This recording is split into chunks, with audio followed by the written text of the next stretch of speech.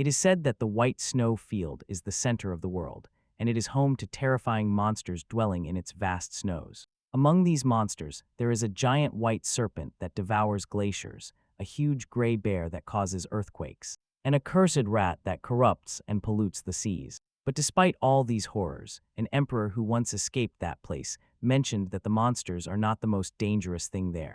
In the heart of the white snow field, a man confronts a fierce scorpion-like monster, and he faces it in a fierce battle, managing to eliminate it with quick strikes. After the battle, one of his companions comments with disdain that what he did is exactly what would be expected from a barbarian, who always boasts of his ignorance as if it were a badge of honor. The silver-haired young man complains about how long he has had to spend with these fools. Then the girl innocently asks him the meaning of the word ignorance, and if it is something that can be eaten, which leads him to sigh in despair and tell her to forget about it. In another scene, he scolds them for eating food. He explicitly warned them not to eat, or they would die. He expresses his astonishment at how they devoured everything in less than a week, to which the girl and the bald man respond by considering what they did an admirable challenge, taking his words as a form of praise. Suddenly, the bald man named Greta gets sick and then faints, and the girl desperately tries to wake him up by screaming.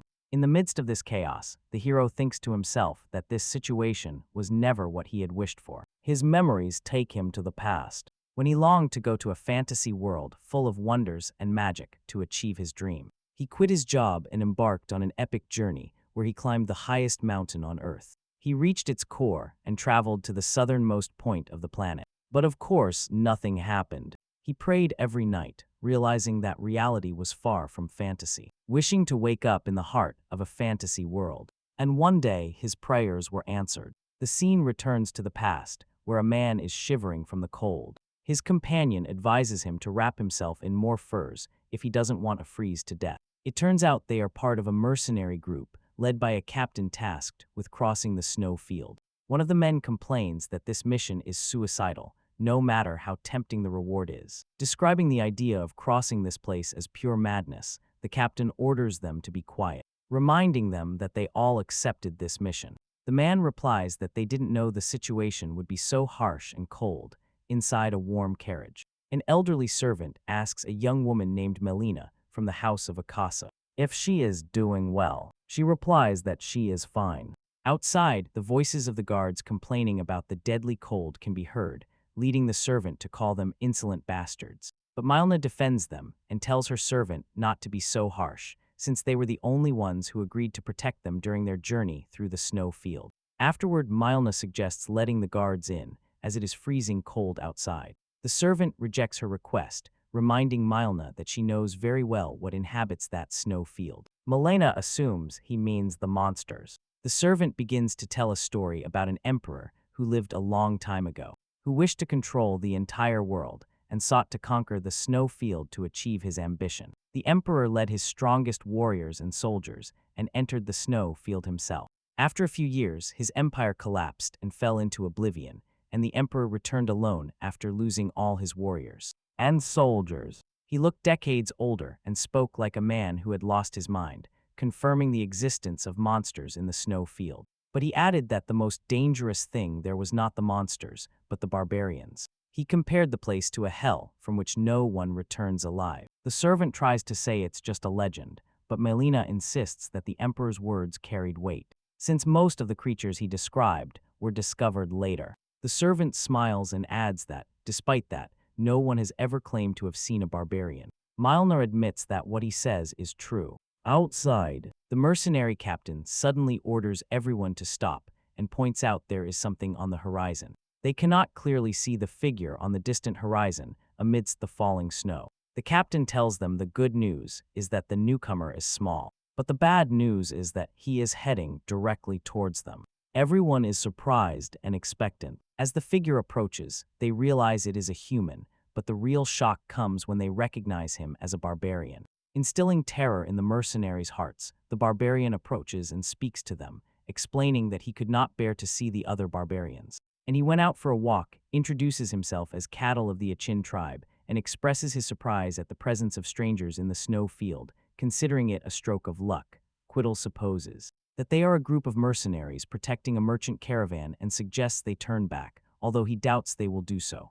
Next, he asks if their employer is located in the nearby carriage. Then he surprises her with a smile, saying that he too would like to be hired. The mercenaries are stunned and confusedly ask him what he means. Cattle clarifies his offer. He will help them cross the snow field. The mercenaries are suspicious and wonder why a legendary barbarian would ask for a job if that is all he wants. And one wonders if that means he is not hostile. Cattle answers their unspoken doubts by saying that if he were hostile, they would all be dead by now. One of the mercenaries hesitantly asks his captain what his decision is. Inside the carriage, the servant and Milna listen to the conversation. The captain tells Melina that the barbarian is asking to be hired as a mercenary and asks for her decision. When the servant asks the mercenary captain his opinion on the outcome of a fight should one occur, the captain is completely against it. Upon hearing this, Melina makes a decision and tells the captain to inform the barbarian that they accept his offer.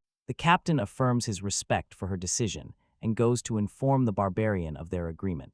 Cattle expresses his satisfaction upon hearing the great news. Suddenly, Quiddle heads straight for the carriage. To the captain's surprise and horror, Cattle tells him there is no need to be afraid. They are only employees, and he needs to speak directly to the boss. The captain warns him that he will not hesitate to deal with him if he attempts anything suspicious. Cattle remains silent, while one of the mercenaries anxiously asks the captain if it is really okay to let him meet with her. Another mercenary wonders why they don't try to stop him like guards, to which his companion replies with disdain that the idea of stopping him is a ridiculous joke. Inside, the servant panics when Melina prepares to leave, but she asks him to stay calm. Cattle's voice is heard from outside asking if he can enter, which surprises Melina. After composing herself, she allows him to enter. Inside the carriage, Cattle tells the servant that he hopes he has calmed down, assuring him he has no intention of harming them. It crosses Melina's mind that the legendary barbarian is right in front of her. She nervously greets him, and Cattle calmly returns the greeting. Cattle comments on how warm the carriage is, pointing out that it is difficult to maintain this level of heat in a snow field. Melina explains that the warmth comes from magic, and Cattle seems satisfied, as if he expected it from this world. Cattle gets to the point and explains that the place is dangerous, and their chances of survival with the current mercenaries are very slim. So he will take charge of their protection, but adds that he has one condition. Then Milna asks him what he wants. Cattle reveals his condition, knowledge of the outside of the snow field, specifically the information she possesses. Milna asks him about his request, and Cattle assures her that she will lose nothing. Milna realizes she has no other choice and accepts. Cattle is satisfied with their agreement and asks for her name. She introduces herself as Melina from the house of Akasa. He, in turn, introduces himself as Kettle and expresses his satisfaction working with her. The narration shifts to Cattle's internal thoughts, who had longed for a fantasy world, only to wake up one day as a barbarian in a snow field with no time to understand why. He remembers that all that existed were powerful, icy, and relentless monsters, and that he led a tribe struggling for survival and endured everything with desperation. For countless years, he continually tried to leave that miserable snow field, but an unknown power appearing as an incomplete quest prevented him from leaving, since he could only leave after completing it, and just when he was about to give up. Sometimes people from the outside world appeared, although he never understood why they voluntarily came to such a terrible place. Cattle realized that the world outside that miserable snow field was the fantasy world, and magic he had always longed for. From then on, he began to work diligently, not only to survive, but with the goal of getting out. He recalls how he defeated monsters and completed the quests assigned to him one after another, driven by the sole idea that someday he would leave, given that he cannot abandon this place.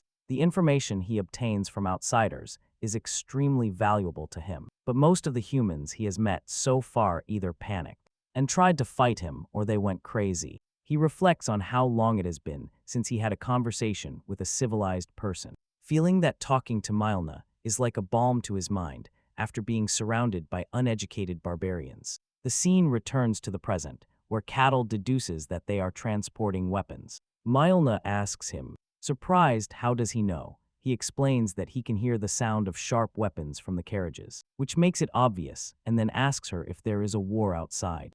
Milna confirms that the Empire and the Kingdom are currently at war, to which Cattle comments that the outside world is not entirely peaceful either. Milna adds that the Great Empire is pressing hard with an immense number of soldiers. But the kingdom does not give up easily, and master swordsmen and heroes protect the borders. These terms pique Cattle's curiosity, and he asks what kind of power they use. Melina asks him if he doesn't know about mysticism, and he replies that he has never left this place. Melina admits that she also does not know the exact details, but begins to explain to him. She clarifies that there is a power called mysticism in the world, and very few people can sense it or use it. These people are assigned power ranks. The third rank refers to those who can only sense the power of mysticism. The second rank includes those who can actually use this power. And the first rank is for those who can manifest the power in the form of mana. Or aura and knights, mages, and element users usually belong to this rank.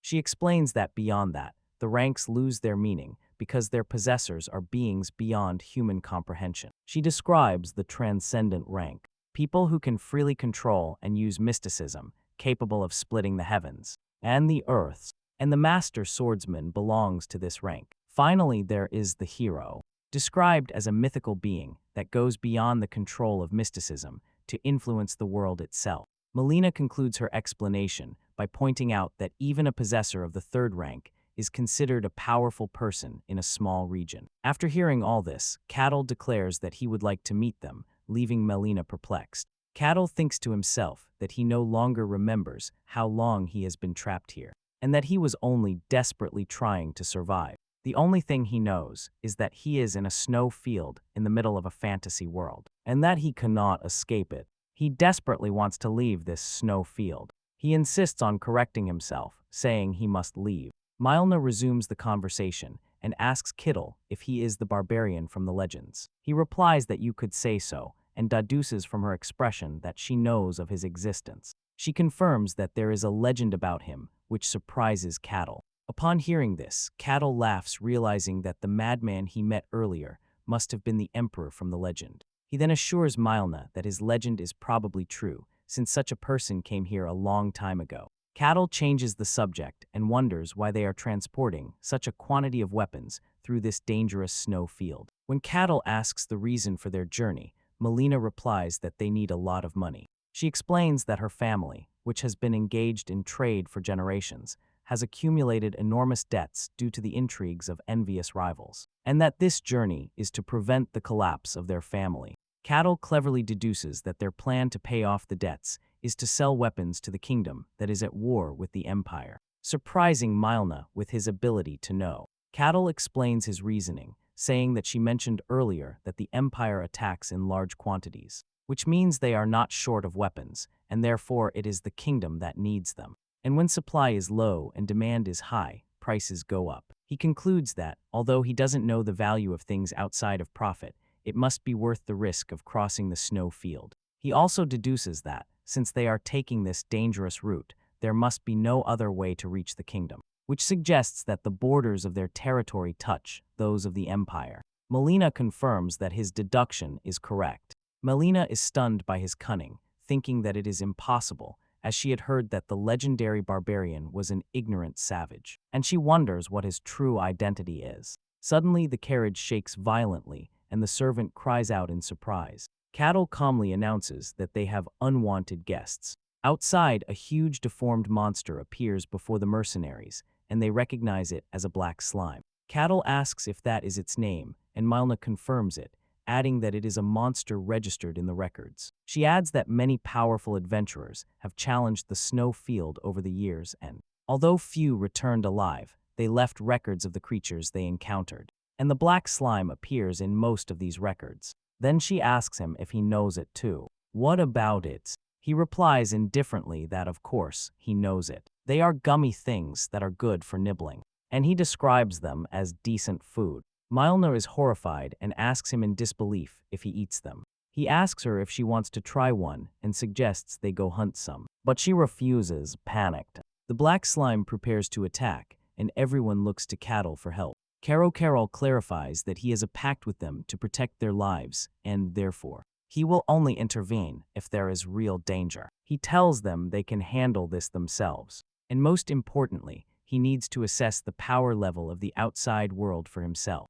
The monster attacks the mercenaries, and the captain orders his men to raise their shields. The mercenaries fight against the monster's powerful attacks. One of them jumps up and tries to finish off the monster, but is thrown away like an insect, which makes him curse the monster's strength. The captain remembers an important piece of information and shouts the attack pattern, explaining that the black slime can only move in a straight line, and orders his men to scatter and coordinate their attacks. His men immediately respond to the order, confirming they understood the new plan. The mercenaries execute the captain's plan with precision, dodging the attacks of the black slimes, and launching their strikes simultaneously. The monster screams in pain under the weight of their coordinated attacks as they continue stabbing it relentlessly. The captain urges them to continue the attack without stopping. When the captain realizes that normal attacks are useless, he orders his men to aim for the core hidden somewhere inside the monster. The captain himself delivers a powerful downward strike with his shining sword, piercing the slime's body. The monster's red core shatters, and its body begins to melt. The mercenaries celebrate their victory, panting, and express their disbelief at having managed to defeat it. But their celebration is short-lived, as suddenly another monster appears. A giant white wolf. The mercenaries immediately face the new threat, and one of them screams to aim for the neck. Then, one of them lunges directly at the wolf. After the battle, the mercenaries comment with some arrogance that the snowfield is not that dangerous, and that the rumors were probably exaggerated, but the captain warns him not to be complacent, reminding them that they haven't even reached the halfway point. The conversation shifts to cattle, and one of the mercenaries wonders if the barbarian is really strong, pointing out that he is only part of the emperor's legend and has not yet fought. Another adds that cattle, supposedly at the bottom of the food chain here, depends on them for his protection and suggests they should test his strength. Inside the carriage, silence reigns between Milna and cattle. A mercenary approaches the carriage and asks to speak with Melina. He reminds her that they are mercenaries risking their lives to carry out this mission under their contract with her. Milna expresses her deep gratitude for having accepted this dangerous mission, that everyone else fled from just hearing the details, and that without them, she wouldn't have even been able to try. But the mercenary clarifies that there is one thing that worries him: the barbarian has not fought even once. They tell him they wish to confirm if the barbarian really deserves the special treatment he is receiving. The captain affirms that he tried to stop them, but they did not listen to him. Kittle, who was listening, intervenes and says he doesn't mind testing his strength, but not now. He explains that there are other visitors who arrived before them. A new sinister voice resounds, expressing joy at the arrival of weak humans, and describing them as a delicacy.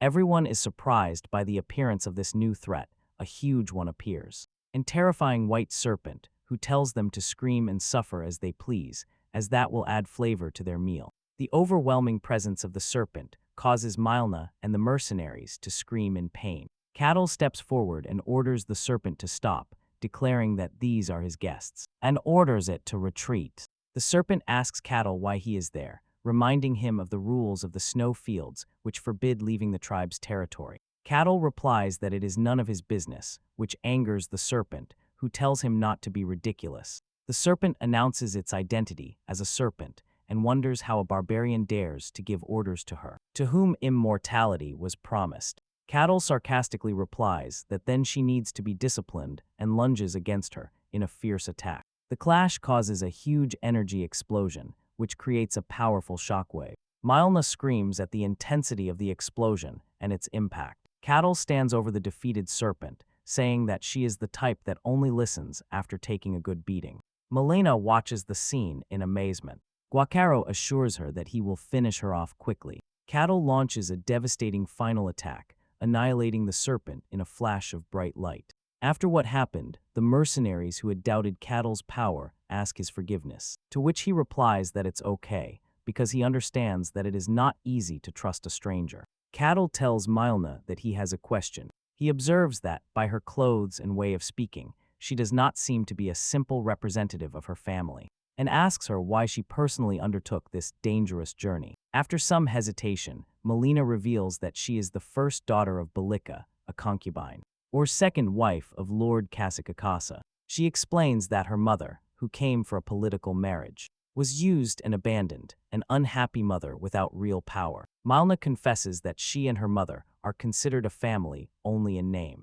but in reality they are treated like servants. She then regrets having revealed so much. She confirms that she volunteered for this dangerous journey and adds that someone had to set an example. Kittle tells her that he understands her and describes her as very smart, greedy, and very ambitious. Suddenly, the exit of the snow field appears before them. The mercenaries are surprised by the scene before them. Upon seeing the green grass announcing the end of their journey through the snow, Mylna thanks Cattle, and he tells her that they can return through the Empire, as it will be easy after selling the weapons. Mylna asks him what he meant by describing her as smart and ambitious. Cattle confirms that his words meant exactly what he said. He begins to explain his deduction, saying that her family, once highly respected, is now in a major crisis due to lack of funds. He adds that, even though she is the daughter of a concubine, if she takes personal action, and opens a path to salvation while the family is on the verge of collapse. He asks, in that case, who will the people trust and follow?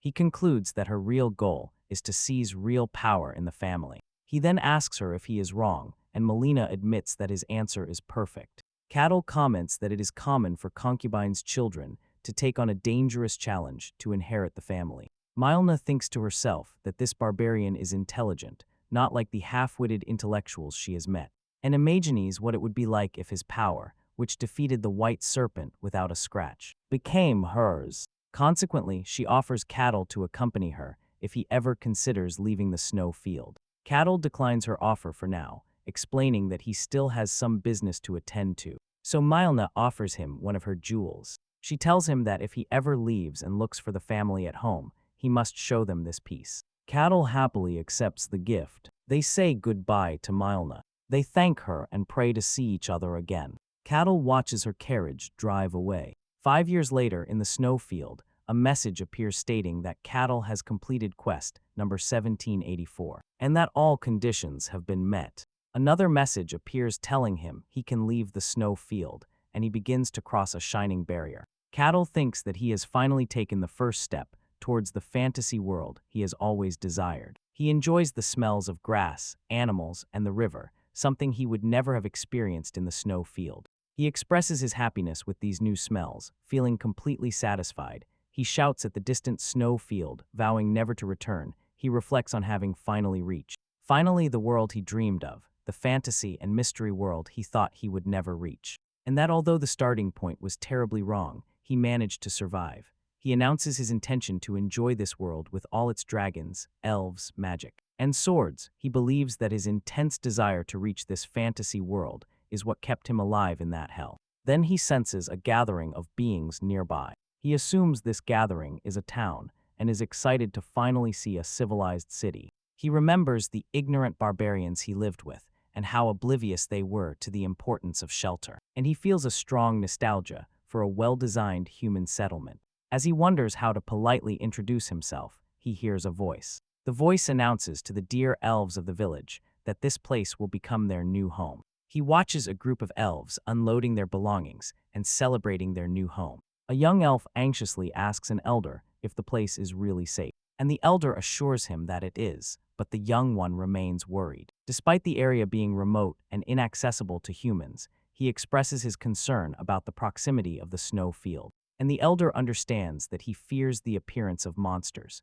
The elder reassures him by telling him that nothing has come out of the snow field for thousands of years, and that, moreover, they have installed a barrier as a precaution. He explains that they have placed a magical concealment barrier based on ancient elven magic. That makes the place look like a normal forest, and as long as the barrier remains, no stranger will be able to reach them. He adds that even if monsters came, they have their majesty, the queen, whom not even the monsters from the snowfield can touch. At that very moment, Kittle feels like he broke something as he walks and wonders if there was anything in that place. Unaware that he just broke the barrier, as Kittle walks through the forest, he wonders how much further he has to go. Suddenly, he comes across a small lost elf girl. He is filled with joy at seeing a real elf, one of the fantasy races he had always imagined, and he feels that his survival until now has been worth it. The little girl was crying and scared, realizing she had wandered too far and had gotten lost. Cattle approaches her and greets her,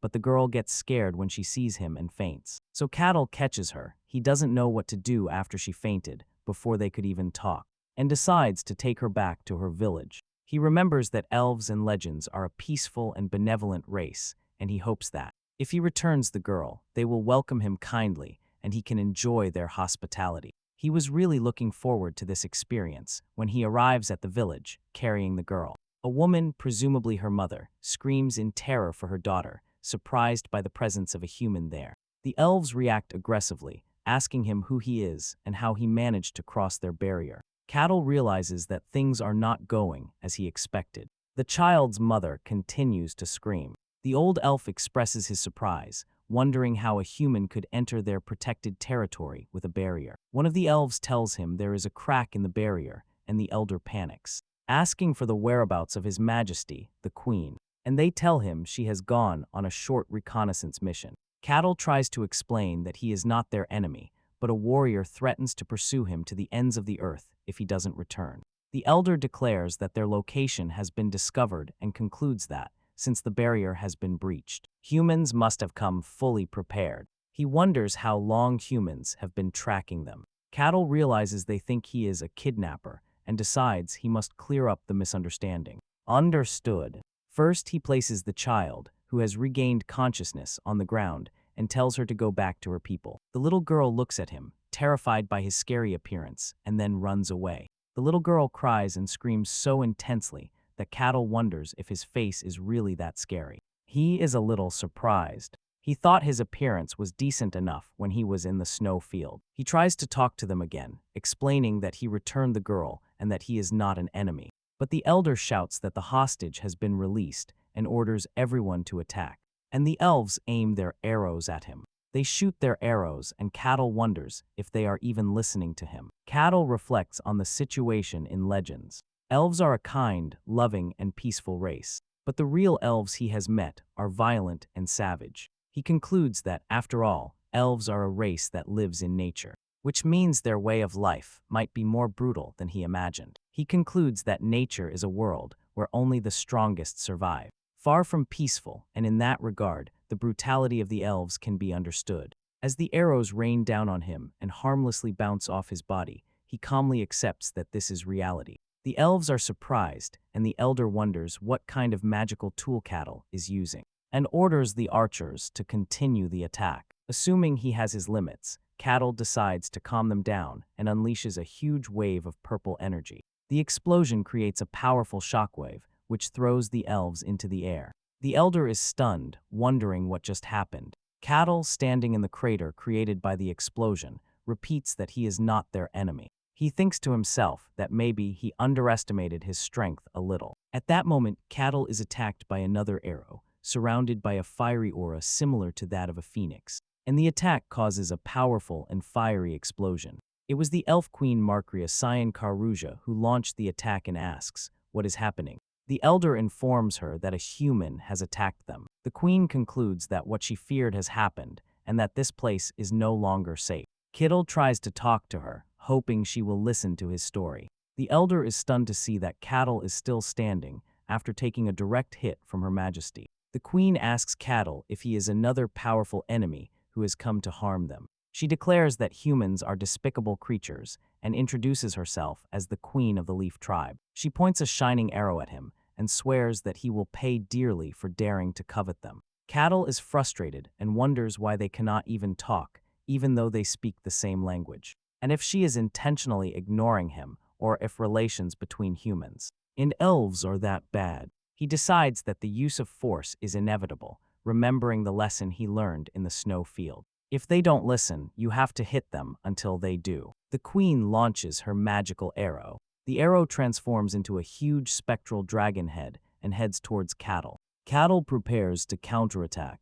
Gathering energy in his fist, he punches the spectral dragon with his fist, creating a huge explosion. The queen is surprised by the result. Cattle looks at his fist and remarks regretfully, suggesting that perhaps he overused his power, and the queen is sent flying backward. The queen falls to the ground, defeated. Cattle thinks he should have controlled his power more. The queen realizes, after this brief confrontation, that her opponent is strong, at least at a transcendent level, and wonders why someone so powerful is here. The elf queen acknowledges Cattle's strength and orders her people to leave the area immediately for their safety. The elves retreat following her orders. The queen tells Cattle that she acknowledges his strength, but assures him that he will never achieve his goal. Cattle thinks to himself that the situation has turned into a complete disaster when all he wanted was to talk to them. The queen begins to recite a powerful spell, summoning a horned being carrying the purest flame. She summons a great spirit in the shape of a fiery bull named Vigo.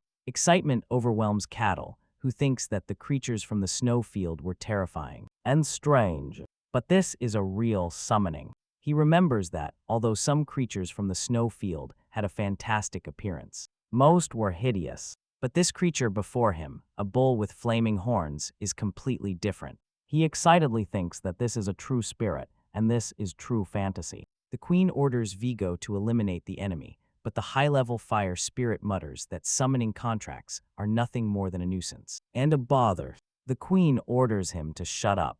She thinks to herself that powerful spirits are usually old and arrogant, and that she would not have managed to make this contract without the help of another tribe, and she never expected to have to summon him this way. She orders Vigo again to fulfill his contract. Vigo asks if the contract requires killing the human in front of him, but suddenly hesitates when he notices something strange about Cattle. He looks at Cattle's intimidating aura and wonders if he is really human. Meanwhile, Cattle is still stunned by the splendor of the fantasy scene, before realizing with disappointment that the human to be killed is him. Vigo mocks the audacity of a human coveting a race of nature, and decides he will reduce him to ashes. Vigo charges at Cattle. Cattle prepares to block the attack. Suddenly, the queen flinches from the impact of a shockwave. When she opens her eyes, she is surprised to see that Cattle has easily blocked Vigo's attack and grabbed his horn. Cattle smiles and thinks that he feels more comfortable seeing a monstrous form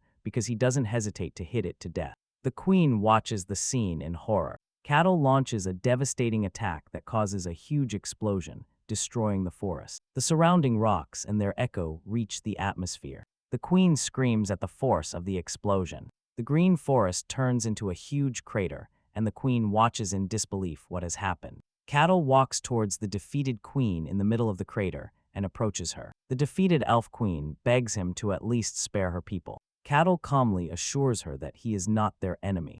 The queen is stunned, unable to speak. After long conversations, the elves finally accept that he was not really their enemy. The queen offers a formal apology to Cattle, admitting that they were hasty in judging him. She feels deep regret, realizing how rude they were to confuse the person who returned the lost child with an enemy. Cattle tells her that he understands her position, especially since humans drove them from their homes, but admits that it saddened him that no one would listen to him, not even the queen. The queen confirms to him again that he was not one of the humans who persecuted them. And Cattle explains that it is the first time he has seen an elf, as there are none in the snowfield. The queen is surprised to hear the snowfield mentioned and recognizes him as the Ashen Barbarian. Cattle confirms that this is the name strangers call him. The queen expresses her disbelief, as she thought it was impossible for humans to survive there, and asks her worriedly if the fact that he came from there means others can come too. Cattle replies that he does not know for sure, but he does not think anyone else can leave the same way he did. He explains that there are rules in the snowfield that not even powerful beings like dragons can break, and that, for some reason, he was the only one able to escape through something called quest. Believing his case to be a rare exception, the queen is relieved. Cattle then asks her about the status of her summoned creature. He bluntly reminds her that the bull was split in half. The queen assures him there is no need to worry, as spirits are beings of nature, and they have simply returned to the spirit world. Feeling sorry for her rudeness, she asks him if he desires anything, promising to grant his wish. Cattle reflects on the concept of spirit and asks if beings other than elves can make a contract with one. At first, the queen thinks it's impossible, but reconsiders and states that there are some nature-close humans who can make pacts with spirits. After thinking about it, she tells him that if he wishes to contract a spirit, he must go to Sacred Elf. She explains that this place is the sacred land of all elves, where their god resides. and that there perhaps he can fulfill his wish. Cattle asks if a human like him can go there. The queen replies that it might be possible with her recommendation and offers to give him the location, on the condition that he keeps it a secret. The queen's internal thoughts reveal that Sacred Elf is the dream destination for all who study elves. She believes that elves never reveal their location to other races because humans represent a great danger to this sacred place. Despite this, she decides to trust him and offers him a shining crystal. Cattle accepts it gratefully. The queen explains that even if he reaches the area, their god will blindly test him. But she expresses her confidence that he will succeed and wishes him a safe journey. And Cattle thanks her.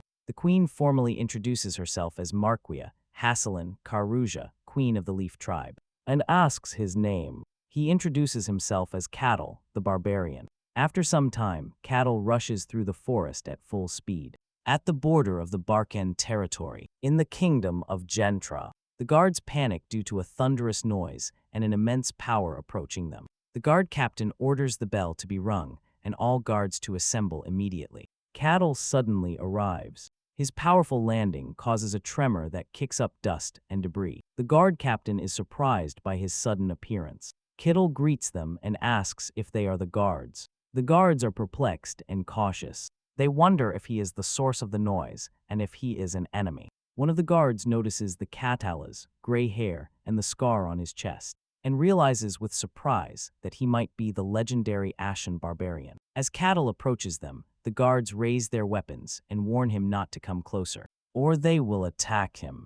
Cattle calmly tells them he is not their enemy and hopes they calm down. One of the guards nervously asks him what he wants from them. Cattle points his finger in a specific direction, and the guard asks him what he means by pointing at the city gate. Cattle expresses his desire to visit their territory, and the guards are surprised by what he said. The scene changes to a room where the guard captain asks Cattle if his purpose is simply to pass through. Cattle replies that he would like to stay for a while, if possible, but he doesn't know for how long. The captain asks his name, and he replies Cattle. When the captain asks him for any proof of identity or someone who can confirm his identity, Cattle says he has none of that. Cattle remembers the shield Melina gave him, recalling her words to show it to the family at home if he ever left the snow field. He shows him the shield and asks if it is enough. Cattle explains that it is the shield of the family at home and that he received it from a descendant of that lineage. The captain recognizes the name as that of the merchant family in the kingdom of Denayan. The captain remembers hearing about a merchant family that arrived in the snow field a few years ago, and notes that the influence of the family at home has grown rapidly in recent times. Following a change in the head of the family, Cattle asks again if the shield is enough to confirm his identity. The captain says it does not look fake, but it is difficult to confirm as it is not from his kingdom. The captain decides that, although the shield is not a complete confirmation, it is useful. He allows Cattle to enter, but with one condition. He clarifies that the condition is to confirm that he is not a dangerous person. The captain explains that there are 3 other people with unconfirmed identities who are also trying to enter the territory. The condition is that Cattle must form a team with them, and they must clear a nearby dungeon to prove they are not a threat. This condition seems easier to Cattle than he expected. Cattle accepts the captain's condition, but the captain adds another one. The second condition is that, after clearing the dungeon, Cattle must report all information about the operation to them. Cattle understands the captain's ingenious plan to make people with unknown identities keep an eye on each other, and through their reports, he will be able to find out any suspicious person among them. The captain nervously changes the subject and asks Cattle if he is really a barbarian. Cattle confirms that he indeed is. The captain expresses his surprise, admitting that he had never seen a barbarian like him, and that he thought they were an ignorant race. He then ends the conversation and tells him to get going. The scene changes to a waiting room where a man named Alessandro Tyrannos, a supposed holy knight, complains about having to enter a dungeon with a scoundrel who takes advantage of people. A thief named Kanjak sarcastically replies, asking if the old man is taking out his anger on him because another thief scammed all his money. Alessandro gets angry and asks how a thief dares to insult a holy knight. Kazan mocks him, questioning if true holy knights wear worn-out armor,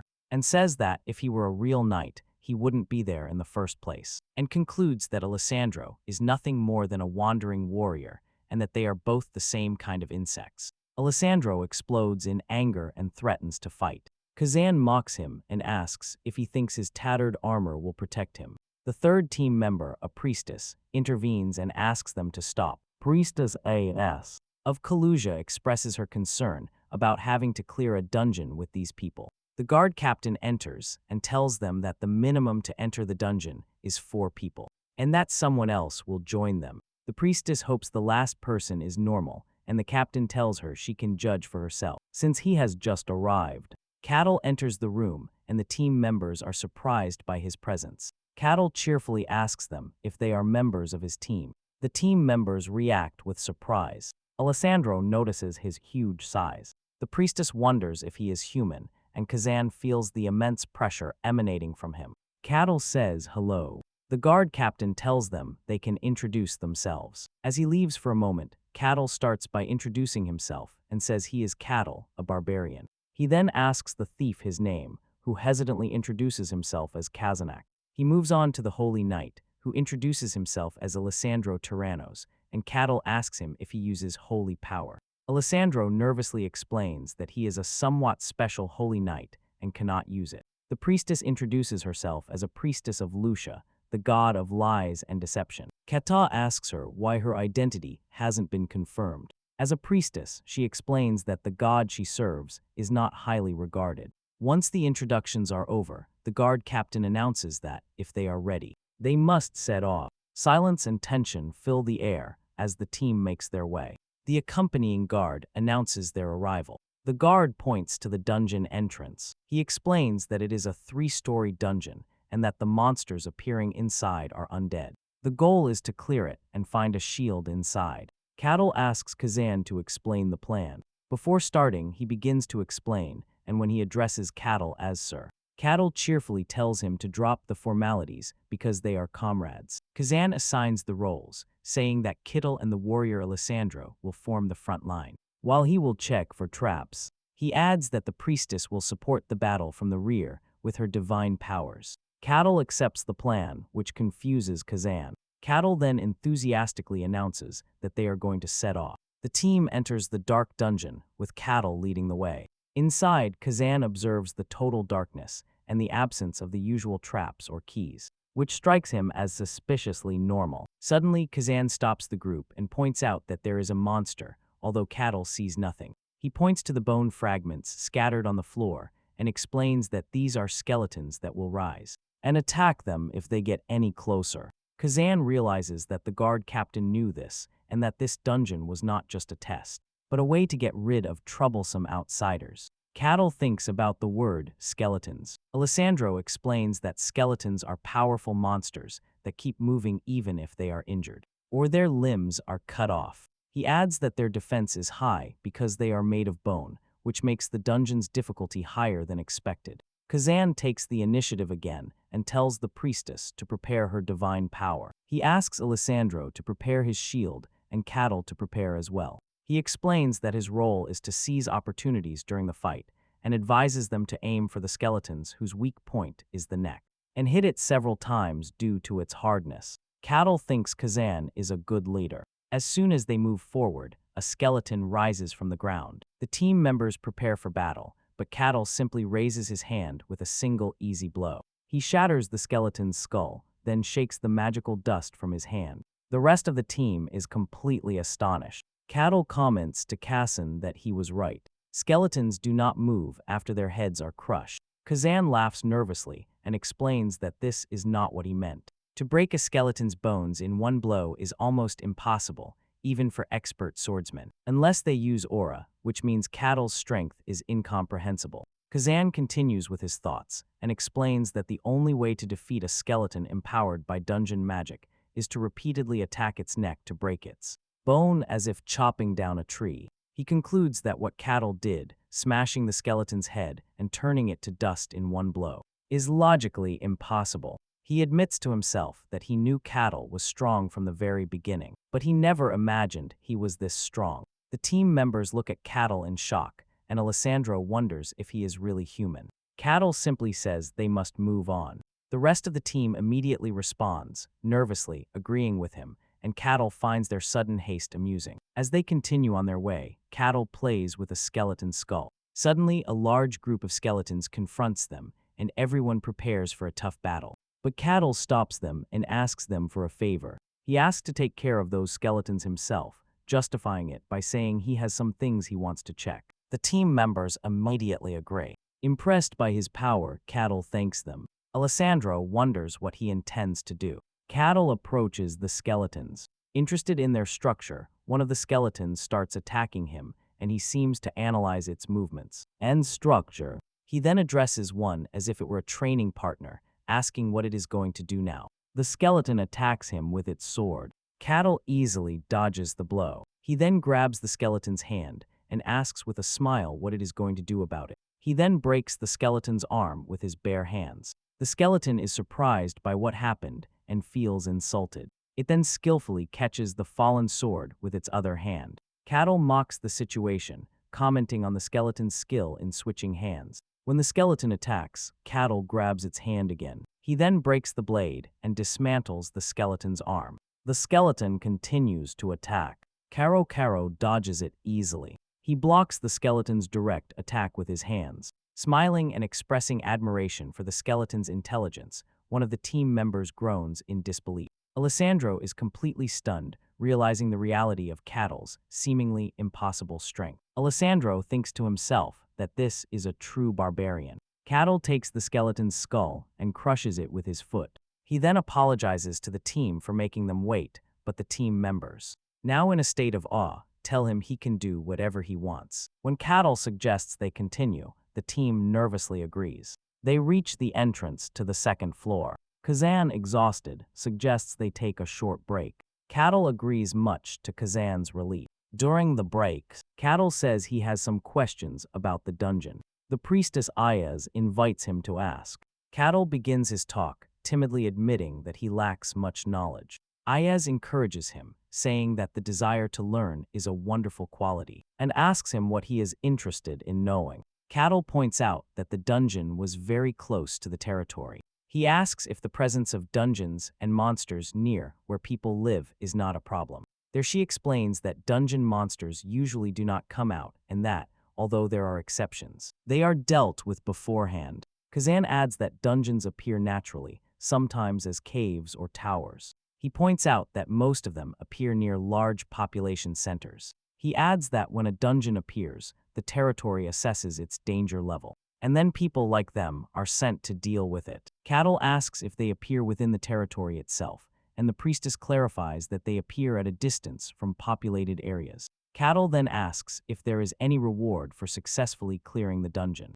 Jazz confirms it and explains that there is usually a boss on the last floor, and defeating it grants various rewards, and that the rewards in a dungeon of this level would be very good. Cattle smiles and thinks it's like a game, and when Hia asks him, he affirms that he was talking to himself, and asks one last question: who creates these dungeons? The team is surprised by the question, and Yash replies that they appear naturally and that no one creates them. Cattle finds this strange and points out that they appear near population centers, as if they were made to be explored. He continues his analysis, saying that they appear near where people live and lure them with rewards. He concludes that it seems too artificial to be a natural phenomenon. Yu is surprised realizing the truth of his words, and admits that she had never thought about it before because it seemed obvious to her. Kazan thinks to himself that he never questioned it because it was an accepted fact, and wonders how this barbarian can question such a truth. He concludes his thoughts by stating that barbarians are an ignorant and savage race, cruel and ruthless beings, and that this fact has not changed.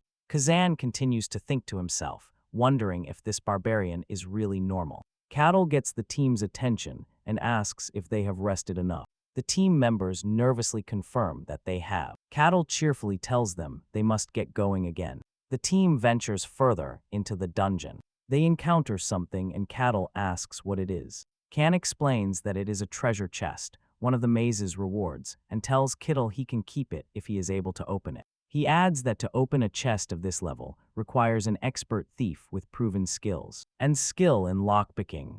Kazan laments that a thief with such skill would not need to enter a dungeon in the first place, and suggests they should abandon it, but Cattle simply tells Kazan to open it. Kazan is surprised. Cattle points out that it is a treasure chest and that Kazan is a thief. Cattle enthusiastically explains that opening treasure chests is the essence of a thief's job, and that he is excited to see a thief's skills firsthand. Kazan believes Cattle is not wrong, but there is a problem. If he could do it, he wouldn't be here in the first place. His internal struggle reveals his lack of self-confidence. He is just a petty thief, not even recognized by the Thieves' Guild, and he doesn't actually possess lockpicking skills. He cannot tell Cattle the truth, for fear that the expectation in his eyes will turn to disappointment. Cattle intervenes when he sees his hesitation and asks if he is incapable of even doing this, calling him useless, driven by fear.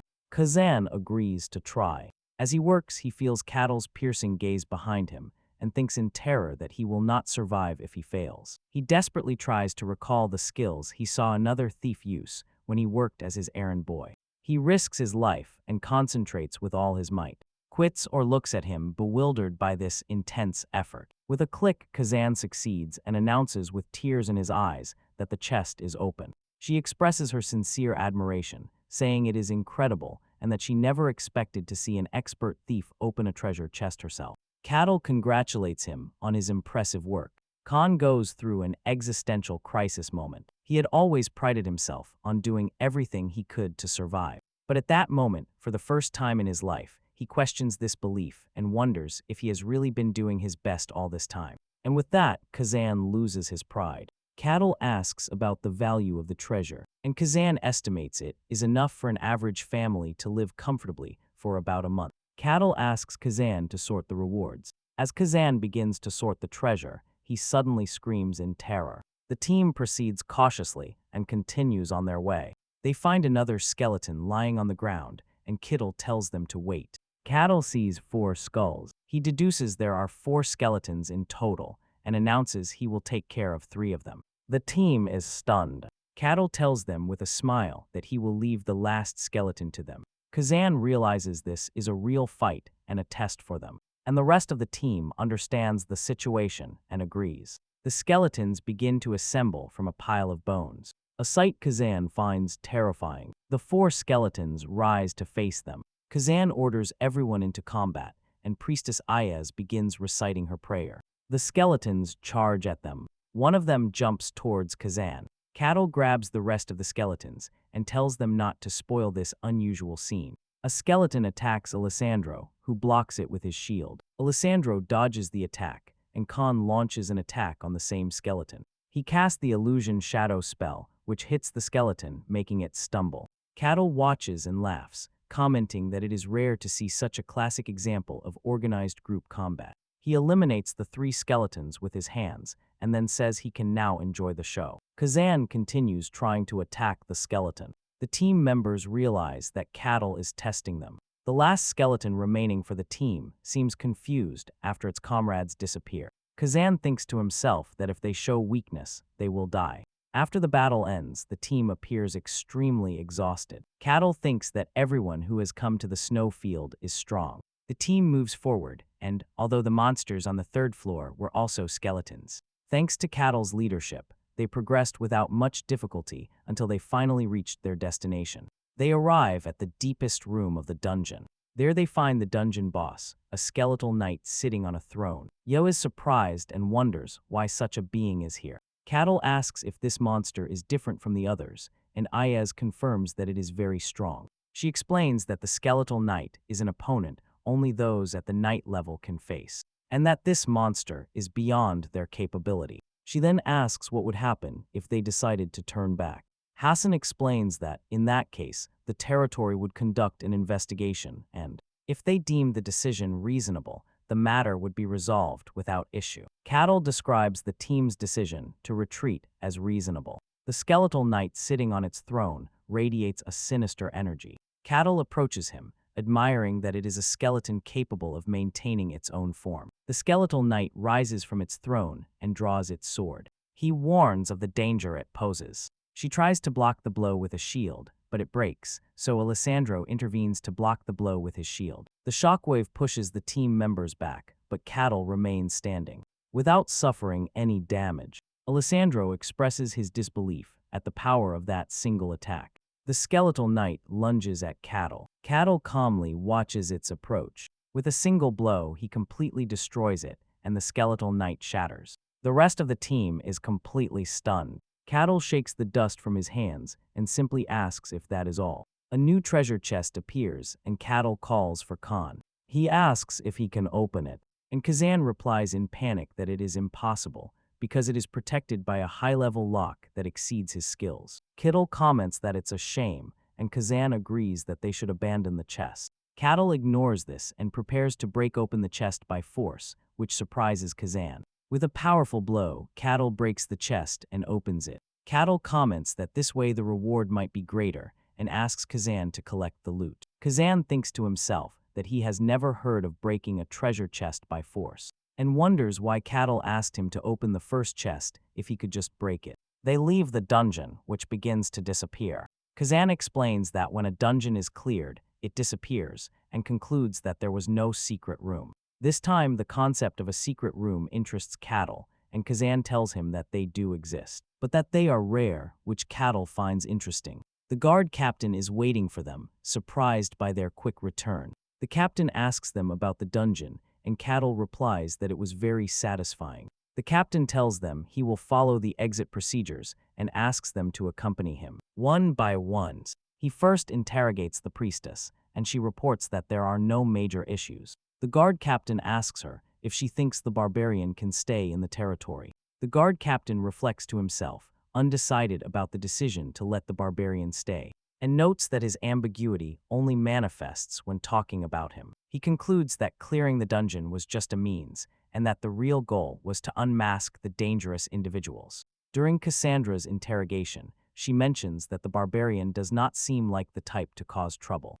Alessandro reports that the barbarian is brutally strong, but has harmed no one, and concludes that he is completely different from normal barbarians. When Cattle is questioned, he praises his team members, praising Kazan for his excellent work disarming traps, and trying to open the chest, Alessandro for holding the front line as a warrior, and himself for his prayers, which supported them in battle. The captain finds this mutual praise unusual, as strangers forced to work together rarely end up praising each other. The captain makes a decision and grants them permission to enter, but warns them they will be kicked out and cause any trouble. He then hands them the reward for clearing the dungeon and asks them to divide it among themselves, which impresses Cassan, who points out that guards sometimes keep the reward for themselves. Cattle cheerfully announces that the reward must be divided fairly. The other members look confused and refuse their share, saying they don't need it. But Cattle insists that they cleared the dungeon as a team, so the reward must be shared equally,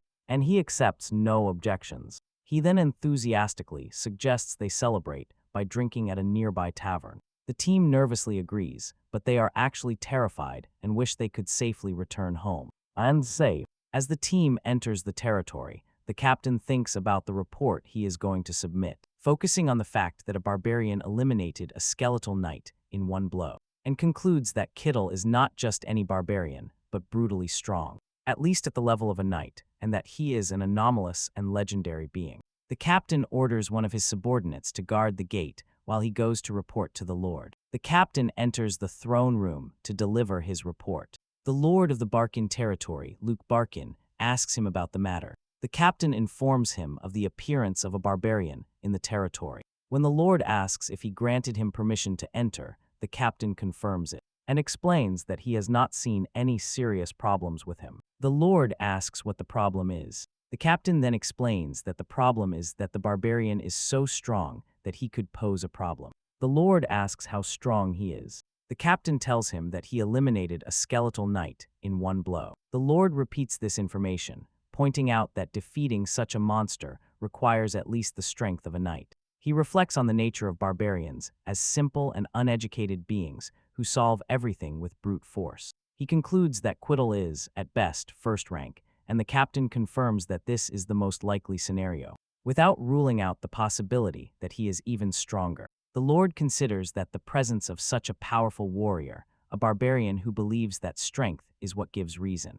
will be a headache. He orders him to be summoned, explaining that the mere presence of someone so powerful wandering the territory is a risk in itself, and that he prefers to see for himself, despite the potential danger. When the captain expresses concern for the Lord's safety, he reassures him by telling him that he has his own knight. A huge armored knight appears behind the throne. Surprising the captain, Lord Barkin asks his knight for his opinion. The knight confidently replies that, although Cattle is strong, he is still an ignorant barbarian, and would not be up to par with his swordsmanship skills, which he learned directly from a great swordsmanship master. The Lord decides that he will speak with the barbarian in person and orders him to be brought in. Meanwhile, Cattle is celebrating with his team at a tavern. The rest of the team looks completely exhausted by Cattle's enormous appetite for food and drink. Cattle comments that the food is delicious and the place is quiet, and tells them to eat whatever they want at his expense. He turns to Alessandro and verifies that he is a paladin.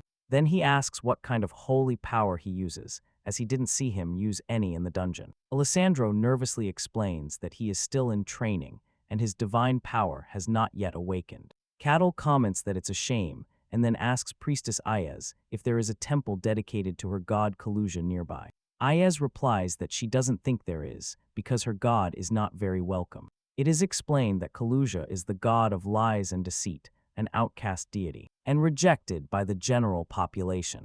Ayez asks him how strong he really is. Cattle replies that he is not sure of his rank because he has just left the snow field. In turn, he asks them about the strength of the skeletal knight. There she explains that to face a skeletal knight, one must be at least second rank, and to defeat it in one blow, like Cattle did, one must be first rank. Cattle concludes that his power level is considered second rank. At that moment, the tavern owner, panicked, interrupts them and announces that the tavern is about to close. Terrified by the barbarian's presence, Cattle apologizes and tells everyone to leave. When he asks them if they have other plans, they all panic and state that they are very busy. Cattle expresses his regret and bids them farewell, hoping to see them again. But their collective thought is that they never want to see him again. Later, Cattle rests on a bed in an inn. He is grateful to be able to afford the inn, thanks to the dungeon rewards. He considers this place a paradise compared to the snow field. He thinks about his long journey to reach civilization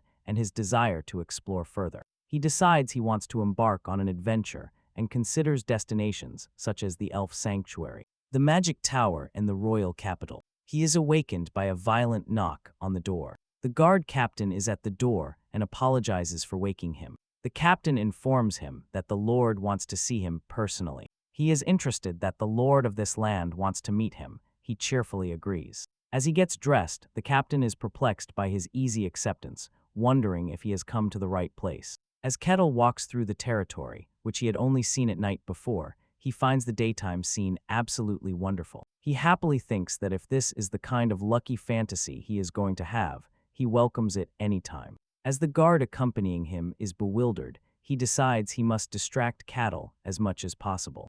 The guard captain announces the barbarian's arrival to the Lord, who orders him to be brought in. Quettle enters the throne room. Lord Luke Barkin, Lord of the Barkin territory in the Kingdom of Gentra, welcomes him. They shake hands and Quettle expresses his pleasure in meeting the rightful lord of the territory. He introduces himself as Quettle, the barbarians. The guard is surprised to see a barbarian bowing his head. The Lord thinks that barbarians never bow their heads because strength is everything to them, and sarcastically remarks that if one lives long enough, one sees everything. The Lord comments that Cattle has learned the proper manners and invites him to sit. Cattle contemplates the design of the Lord's castle. He notices the knight protecting the Lord and compares the castle to those of medieval times. He is surprised to see a real knight, just as he imagined as a child. But the knight exuded a clear and strong killing intent. The knight thinks Cattle is a fool for showing such an aura in the Lord's presence, and swears he will not leave there alive. The Lord tells Quittle that the reason for his summons is simple. He wants to confirm a few things. Cattle agrees and asks what the Lord wants to confirm. When the Lord asks about his origin, Cattle replies that he comes from the coldest place in the world, a world covered in white. The Lord realizes that Cattle is truly a barbarian from the legends, a hard fact to accept. Cattle adds that it was a horrible place and that the Lord can accept this fact or not. It is his choice.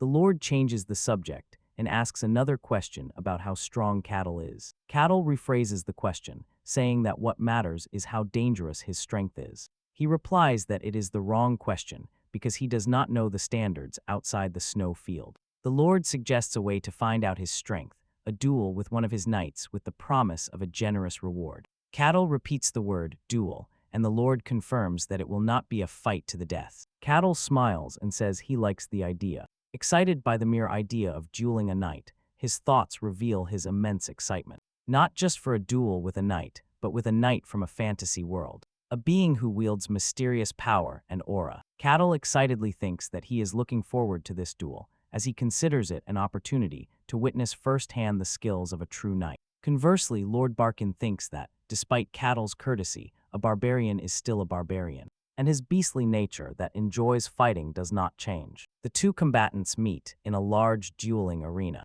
The Lord announces the start of the match and expresses his wish that no blood be shed. The knight arrogantly tells Cattle to consider it an honor to witness his swordsmanship. Cattle replies that he certainly hopes so. The knight gets angry at Cattle's calmness and swears to show him the great difference in skill between them. The knight launches his attack, and his sword seems to multiply into 3. Cattle is surprised by this technique and realizes that it is not just an illusion, and that the 3 swords are real, and he wonders if this is swordsmanship. The knight is impressed by Cattle's ability to narrowly dodge his attack, but sees no need to continue. With a simple flick of Cattle's finger, the sword shatters and the knight is left confused, wondering what that was. Before he can realize it, Cattle grabs his face, throws him far away, and the knight is defeated in one blow. The Lord is absolutely shocked to realize that a first-rank knight has been defeated in one blow, and marvels at Cattle's overwhelming power. Cattle asks if the fight is over, and the Lord, still shocked, confirms it. The Lord assesses the situation in his mind. A barbarian defeats a first-rank knight in one blow. His power is monstrous, at least at a supernatural level, and the depth of his power is still unknown. He concludes that a barbarian with such power could upset the balance of power in the world. He decides it is time to report to that person, one of the few people in the world who holds the title of Master Swordsman. The Lord contemplates the arrival of the Master Swordsman, wondering if he will be interested in the matter. Suddenly, a white-haired old man appears in the Lord's room. The Lord laughs, saying that the Master Swordsman's tastes are as strange as ever, and the other replies that one needs some entertainment in life. The Master Swordsman, named Cain, asks the Lord to tell him about this interesting matter. Lord Parkin welcomes Master Swordsman Cain, expressing his honor at his sudden visit. Meanwhile, the knight who faced Cattle is recovering in his bed. The Lord visits him and asks about his health. The knight apologizes and says he will be fine in a few days. Master Swordsman Cain appears and scolds his student, telling him he should apologize to him for losing to an unknown barbarian. Cain examines his student and observes that he has no wounds. He thinks that he saw his student's armor completely destroyed, and given his condition, the normal thing would have been for him to die, but his body is intact. Cain wonders if the barbarian deliberately controlled his power. The Lord agrees and adds that Cattle is not just a reckless barbarian, but can control his power with astonishing precision. Cain concludes that showing such restraint means that Cattle's power far exceeds the knight's level, and that he is at least at a supernatural level. Cain sinks into deep thought. Lord Barkin asks for his opinion by comparing Cattle's strength to his own. Cain confidently replies that, despite Cattle's strength, he is a master swordsman, and that not even supernatural power can reach him. However, Cain points out that Cattle did not use his aura, and yet possesses immense power. He agrees that this is impossible by normal means, and wonders if this is the power of the barbarians from the white snow field. The Lord says he didn't believe it at first, but it seems to be true. Cain reflects on the idea of a legendary human from the white snow field. He wonders if Cattle is truly human or perhaps belongs to another race. But he dismisses the idea of him being of another race, reasoning that if he were, he would not have shown any consideration for humans by sparing the knight's life, and concludes that it must be a misjudgment on his part. Cain remains concerned about the fact that Quittle specifically came from the snow field, and wonders why he appeared precisely there. At that moment, when the Lord asks him if something is wrong, Cain dismisses it as a matter for another time, muttering about the strange requests the Emperor always makes. He assures the Lord that there is nothing to worry about for now. Cain asks if the barbarian is still in the territory, and the Lord confirms that he is. Cain decides he must confirm things for himself. Later, the guard captain asks Kittle about his future plans. The captain gives Kittle his reward for the duel and informs him that the Lord will no longer interfere with his activities within the territory. Gadel thinks that, although his plans are not defined, it would be good to have an officially recognized identity to avoid problems in the future. The captain explains that there are ways to achieve this, either by getting a high-level sponsor or by becoming a mercenary. He explains that an achievement record is built up as a mercenary and guild recognition is obtained. His identity can be officially recognized. The guard captain thinks getting a sponsor is the most suitable path for someone with this barbarian strength, as low-ranking mercenaries are treated like mere errand boys, but Cattle loves the idea of being a mercenary who accepts quests and kills monsters, as he considers it the essence of fantasy romance. He asks where he should go to become a mercenary, and the captain tells him there is a guild hall. He eagerly asks the captain to guide him, and the bewildered captain agrees. The narration explains that although some see mercenaries as romantic figures, they actually represent the lowest rung of society for those without official status. Even the strongest often die in unknown dungeons or become scapegoats for dirty work. Upon arriving at the mercenary guild, he finds the place in chaos due to a violent fight, with two mercenaries insulting each other while spectators bet on the fight. Nearby, a woman asks the receptionist, Rosa, about the new recruits. Rosa sighs and says they are all weirdos and useless. In her mind, she lists the new recruits: a madman who claims to be a holy knight, a thief, and a nun. No one trusts her because of the god she worships. Rosa laments that no respectable person has shown up and wishes a Prince Charming on a white horse would save her from her job. At that moment, Cattle enters the guild, surprising her. Cattle examines the place and recognizes it as the guild hall. The fight immediately stops, and everyone stares at the barbarian in surprise. Cattle approaches the reception counter and announces his desire to become a mercenary. Rosa nervously asks him his purpose for doing so. Cattle explains that he has several reasons, but that he heard he can obtain official status by working as a mercenary. Rosa confirms this, but warns him that he will need a solid track record of achievements. Cattle agrees, so Rosa registers him for 5 silver coins and asks for his name and age. He says his name is Cattle, but he doesn't know his age, so she writes down an approximation. After completing the registration, she hands him his mercenary badge and warns him not to lose it, since it symbolizes his status. Cattle accepts the tag. He immediately asks about available quests. Expressing his desire to start immediately, Rosa shows him the list of available quests for him. Cattle is surprised to find that the list only contains F-rank quests, such as gathering herbs, cleaning basements, sewers, and streets, and patrolling as a night watchman. Rosa nervously explains that, since he is currently an F-rank mercenary, these are the only tasks available to him, and she worries that he will get angry due to his barbarian pride. When she begins to explain that he will be able to take on more difficult tasks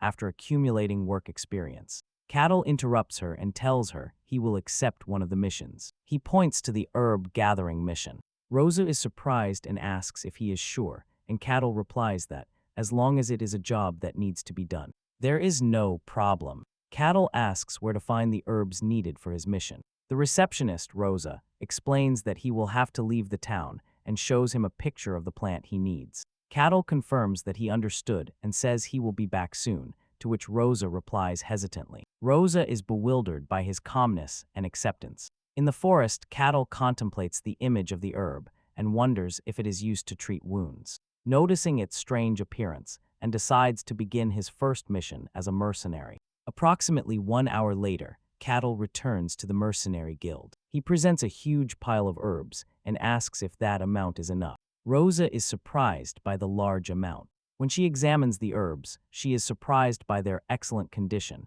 as most mercenaries pick them carelessly. Cattle proudly declares that, despite his appearance, he fully trusts his delicate touch. Rosa thanks him for his hard work and gives him his reward: a single silver coin. Cattle realizes that this amount is barely enough to buy the cheapest food. However, he is deeply moved, as it is the first money he has honestly earned from his work.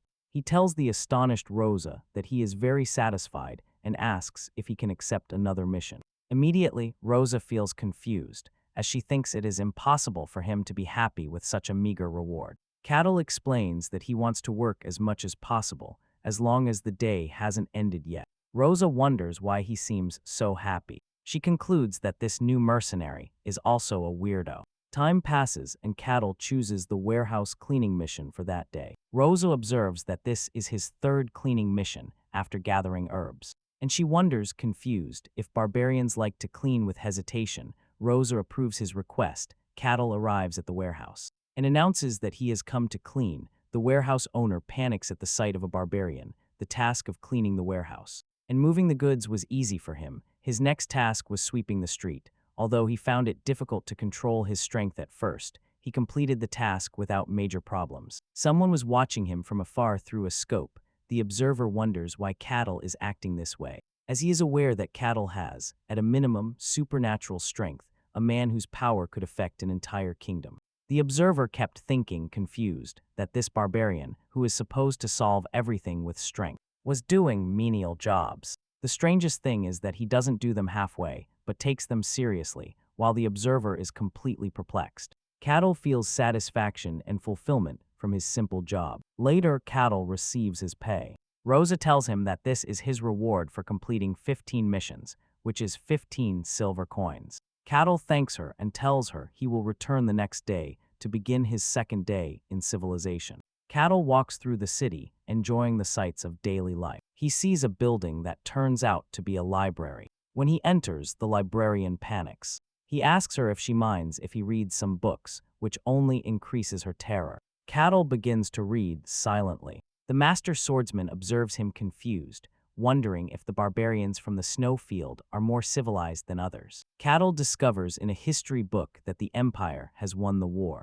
He relates this information to Melina's visit a few years ago, who was on his way to sell weapons to the kingdom that had lost the war. He reads that the Empire is now a dominant power and that the kingdom of Barkan, where he is located, is essentially a vassal state. The book goes on to explain that the Empire has taken over half the human world and continues its aggressive expansion. Cattle reflects on the idea of world domination. He decides he has had enough of human affairs and focuses on what he really wanted to study: non-human races. He takes a book compiling information about non-humans and realizes that the fantasies described in it are existing realities in this world. Cattle continues his reading and learns about Mantamia, the dwarf tunnels, and the richest caves in the world. He reads about the fairy people, Pizarabia, and the celestial city of the Celestials, the same Myria. He then reads about the sacred elf, the sacred sanctuary of all elves, whose location no one knows.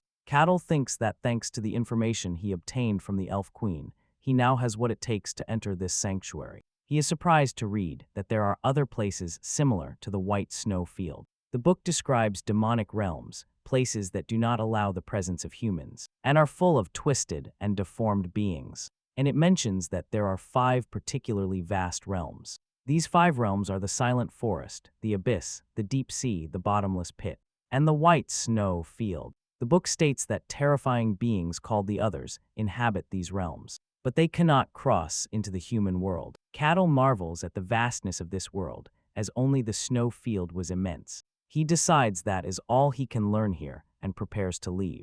He thanks the terrified librarian, who stammers a reply. Later, Cattle returns to the mercenary guild and asks Rosa about today's missions. Rosa hands him the list of missions. Meanwhile, Master Swordsman Kane, who has been observing Cattle for 2 days, concludes that he is truly strange and decides he must meet him personally. Later that night, Cattle walks happily, having completed 2 other missions. He thinks that the small tasks are accumulating and that, at this rate, the day will soon come when he will be recognized as a true mercenary. Suddenly, he feels someone following him and stops. He turns around and finds himself facing a hooded figure, Kane. Kane is surprised that Cattle noticed. Cattle asks the person who has been following him all day what his purpose is. Kane wonders how Cattle could have noticed his presence. He is stunned because he had hidden his presence with his aura, something that even those with the sharpest senses shouldn't notice. When Cattle sees the hooded figure's silence, he assumes he is a thief and prepares to fight, which confuses Kane. Cattle thinks that even in safe places there are thieves. Kane panics thinking that Cattle won't believe him if he tells him he is a master swordsman. Conversely, Cattle sees this thief as an opportunity to get a good achievement for his mercenary record. Kane is bewildered by the misunderstanding. Then he realizes that this situation could be a good opportunity since Siddle mistakes him for a thief. He can use the direct confrontation to learn his true strength and identity. The confrontation between Cattle and Kane begins. Suddenly, Cattle disappears from Kane's sight. Cattle instantly appears behind Kane, who is stunned. Kane realizes that if he had stood still, Cattle would have grabbed him by the neck. Kane uses a burst of energy to quickly move away, and Cattle comments on his speed. Kane is surprised to realize that he almost caught him there, which is even more surprising. He felt no flow of aura from Cattle. Cattle finds it interesting that Kane was able to move so fast with a purely human body. Kane decides this is no longer a test and that he will use all his power. Kane attacks. Karo easily dodges it. Kane is surprised again because he couldn't react even after expanding his senses. Kane grabs Kane's arm, who feels an immense force, as if his whole body is being dragged by the force. In pain and unable to match him in strength, Kane decides to release all his power. A green light envelops Kane's body, surprising Cattle. The force pushes him back as Kane looks at the energy in his hand. Cattle still believes that Kane is a thief and comments that thieves nowadays have various techniques. Kane tells him to stop talking nonsense. Kane thinks to himself that Kane is confusing manifested mana, a level that only the best can reach. With a thief's technique, he concludes that Cattle truly believes that. Kane explains to himself that manifested mana can penetrate solid steel, and that a human body should tear apart on contact. But Cattle hasn't suffered a single scratch. Kane marvels at Cattle's ability to withstand it with his bare body. While Cattle comments that Kane is using something interesting, Kane decides to end it and draws his sword, but Cattle stops him with his finger before he can draw it. Kane tries to draw his sword with all his strength against Cattle's finger, but is unable to do so, and is surprised and despairing to realize that this is the end for him. Cattle looks at the defeated Kane, thinking that this is what thieves are like in this fantasy world. The guard captain arrives at the scene completely confused, wondering what is happening, and why Master Swordsman Kane is there. When he sees the scene, he assumes the barbarian has attacked the Master Swordsman. Cattle tells him that he has captured this thief. Then, holding the defeated Kane, he asks if handing him over to the guards will count as work experience. As a mercenary, the guard captain observes the scene shocked, unable to believe that Master Swordsman Kane, someone who has reached the rank of trans assistant, has been captured in such a humiliating way by the barbarian. The captain tries to explain that Kane is not a thief, while Cattle assumes they know each other. The guard pays his respects to Master Swordsman Kane, the only Master Swordsman in the Kingdom of Gentra. Cattle asks, confused, if this thief has such an important title. He insists that Kane is a thief who attacked him for his silver coins. The captain affirms that this person is the Master Swordsman and that he could not mistake his face, to which Cattle replies by asking if he is a mage who uses a disguise spell. The captain replies that a high-level mage capable of such a thing would be as respected as a Master Swordsman, which leads Cattle to wonder if Master Swordsman is just another name for thieves. The captain once again affirms that Kane is truly the Master Swordsman. The captain decides he must report this matter to the Lord. The Lord is surprised and wonders if Master Kane has lost. Later, Cattle regrets it and thinks he should have listened to the whole story. Kane also admits his fault, saying it is his fault for not saying anything, and the two sit in an atmosphere of mutual regret. The Lord thinks to himself, incredulous that Kane was defeated by the barbarian. He concludes that this barbarian is stronger than the Master Swordsman. He analyzes the situation and points out that, although there are different levels among the transcendent, and Kane might be in the lowest rank among them, the defeat of a Master Swordsman by a barbarian is incredible. This means that Cattle is an uncontrollable force. The Lord finds the situation exhausting and decides to step aside and let the two talk to clear up the misunderstanding between them. He leaves them to talk in silence. Kane reflects on his complete defeat, feeling humiliated and exhausted. He formally introduces himself as Kane, the Master Swordsman. When Kettle asks him if Master Swordsman is his surname, Kane explains that once that rank is achieved, human titles lose their meaning.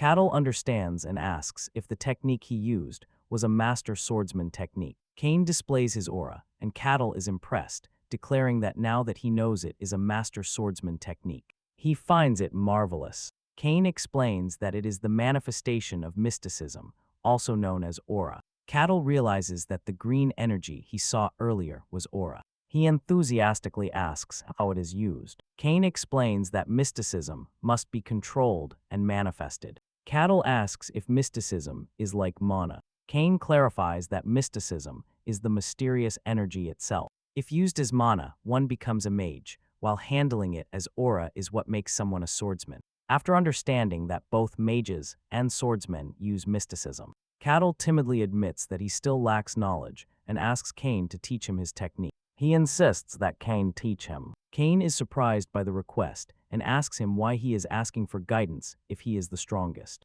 Cattle replies that if Kane had used his sword in their fight, the result might have been different. Cattle expresses his enthusiasm for learning, while Kane worries about his pride, anticipating that it might be even more shattered. Cattle believes that what he learned about basic swordsmanship in his past life cannot compare to this art. This is the real fantasy swordsmanship that uses a mysterious aura. Kane begins to explain, stating that the hallmark of his swordsmanship school is the embodiment of illusion and realities, and he asks Kittle what he saw when he fought his student. Kittle realizes that the knight he defeated was Kane's student, and describes how his sword strikes divided into 3 real attacks. Kittle understands that this is what is meant by embodiment. Kane explains that his style focuses more on technique than on brute force. He adds that the art of the sword is the art of merging the sword with the aura to use mysticism, and that whoever reaches the end of this path is called a sword master. Cattle is fascinated by the aura.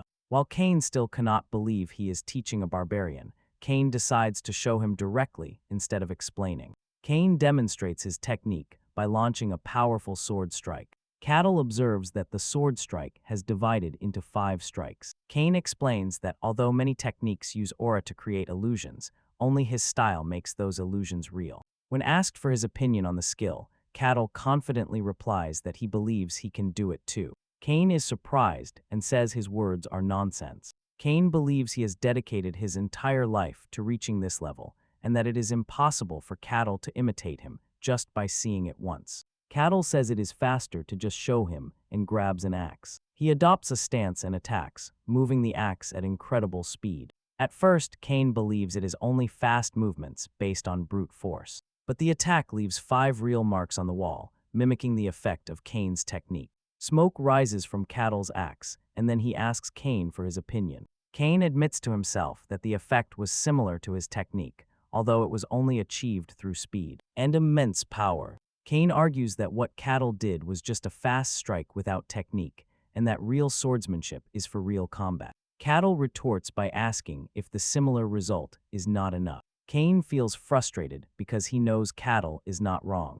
In a fit of frustration, he grabs his sword and challenges Cattle again. Kane launches his ultimate attack, making Cattle wonder if his body has split.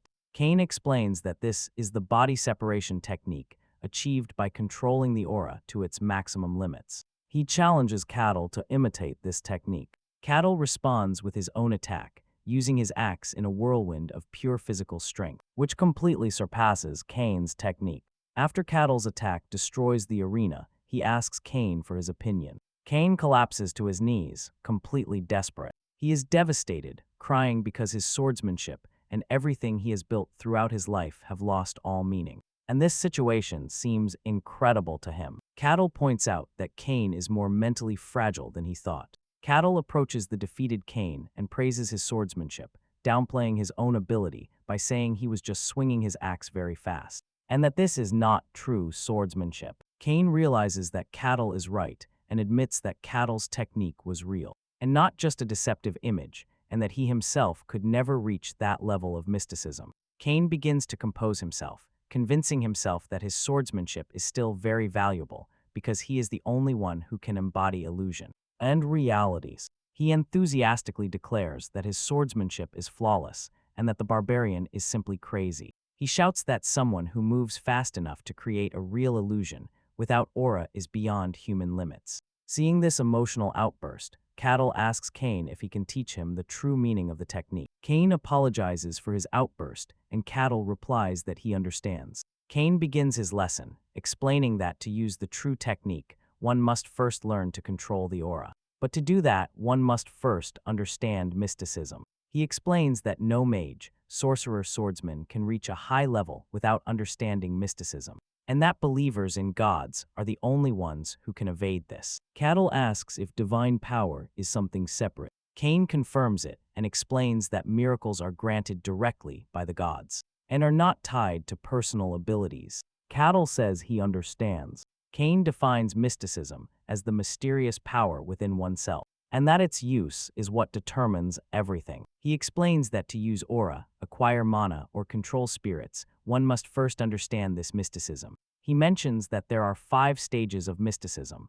the simplest of which is unveiling the mystery, a state of knowledge, perception, and sensitivity. When Kettle asks if anyone can feel it, Cain replies no, explaining that if one does not have the gift, they cannot even feel it, and adds that those who can feel it are called third rank. He explains that there are 5 levels granted based on the ability to handle mysticism. He lists the 5 general classifications: third rank, second rank, first rank, transcendent, and hero. Cattle suddenly remembers his conversation with Melina and realizes this is what she was referring to. Cain explains that the classification system is just a convenience and that the difference between each level is huge. Cattle confirms that he understood, and Cain announces the start of the lesson. Cain declares that the first stage is unveiling the mystery. He instructs Cattle to expand his senses to the maximum to feel the mystery, explaining that this means awakening senses he had never felt before. He asks him to feel the breeze, the touch of the earth, and the changing winds to distinguish the unique movements within them.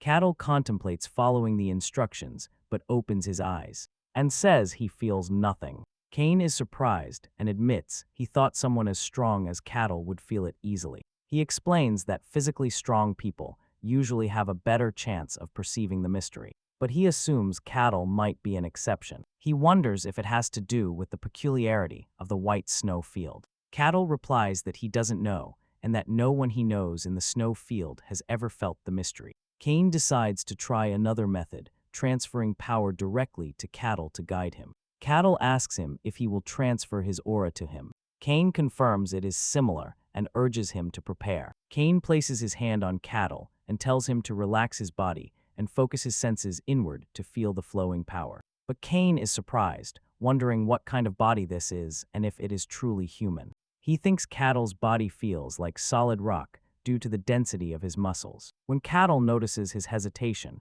Cain apologizes and says he will begin. Cain begins to transfer the aura, believing that the important thing is to awaken the latent mystery. But he is surprised again when he realizes he cannot find the mysterious path inside Cattle's body. He corrects himself, saying he cannot reach it. He describes the experience as immersing himself in a bottomless sea where his aura touches nothing, or like going through a space of overwhelming density. Cain declares that it is useless. Cattle asks worriedly if that means he lacks talent. Cain clarifies that it is not that. In the end, one must find the path for oneself. Cattle says he knows, but Cain drops the bomb that he couldn't find that path inside Cattle's body.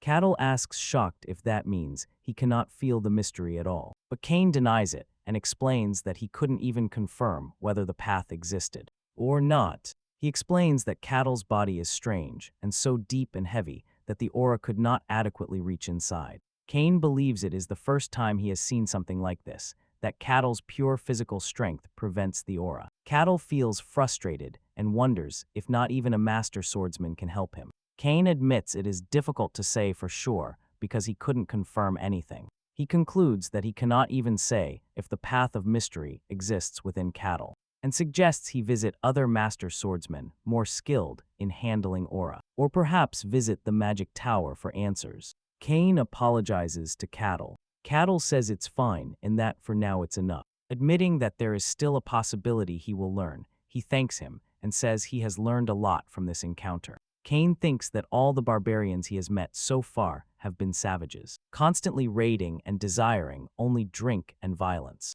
But this barbarian is different. Cain asks Cattle if he has ever thought about settling in this kingdom. When Cattle asks what he means, Cain explains that he means declaring loyalty to the kingdom and receiving a title. He adds that with Cattle's strength, he would receive a high rank, and Cain himself would be his sponsor. Cattle immediately refuses, declaring that he does not want to be tied to anything. Cain hoped in his heart that if he managed to bring this barbarian to the royal palace, perhaps they could break free from the empire's domination. Cain tries to persuade him again, wondering if obtaining a noble title is not attractive enough. Cattle replies that he will enjoy his own pleasures. Cain understands his decision and accepts it. Cattle thanks him again and promises not to forget this favor. As Cain walks away, he thinks about the ridiculous idea he had. For a moment he thought he could control Cattle, but he realizes that no one can, since this barbarian acts only according to his own will and his own thoughts.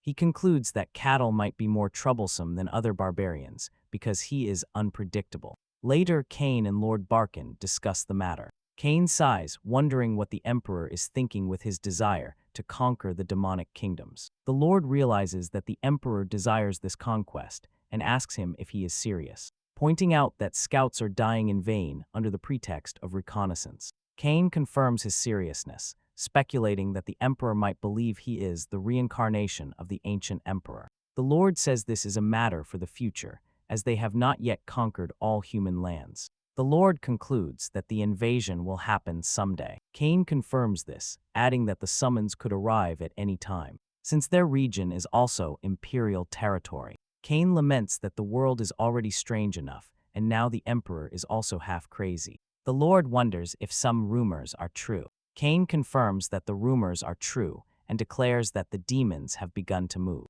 He explains that, although it is not confirmed, dungeons are appearing at an abnormal rate, and there are rumors that the demonic world anomaly has begun to leak outside. He concludes that something is happening, and it is definitely not favorable for humanity. Cain comments that perhaps the strangest thing has already arrived, referring to Cattle, and the Lord agrees with him. When Cain asks for his opinion, the Lord replies that he doesn't know. Lord Parkin concludes his final evaluation of Kittle, explaining to Master Swordsman Cain that at least he is not hostile towards them. But beyond that, he cannot say anything with certainty. The next day, as Kittle walks through the city, he notices that people seem scared and panic when they see him. He wonders if people react with fear because of his clothes. Kittle completely misunderstands the situation, thinking the problem is his animal hide clothing, that it is not considered civilized. He enthusiastically decides he will buy civilized clothes. He enters a clothing store, and the store owner is frightened when he sees him. When Cattle asks him to sell him clothes, the owner apologizes, saying he has nothing in his size. However, he suggests that he could make him a tailor-made suit if he gives him some time. Caro likes the idea and accepts the custom order. The store owner tells him he will call him when it's ready. The store owner fearfully imagines Cattle's enraged reaction if he doesn't like the suit, wondering if he will survive this encounter. As Cattle heads to the guild hall, he sees a small, bright blue gem on the floor. He picks it up and examines it, noticing its unusual glow. He decides to ask about it in the guild hall and asks Rosa if she knows what this gem is. He explains that he found it on his way here. He comments that it doesn't look like a normal bead,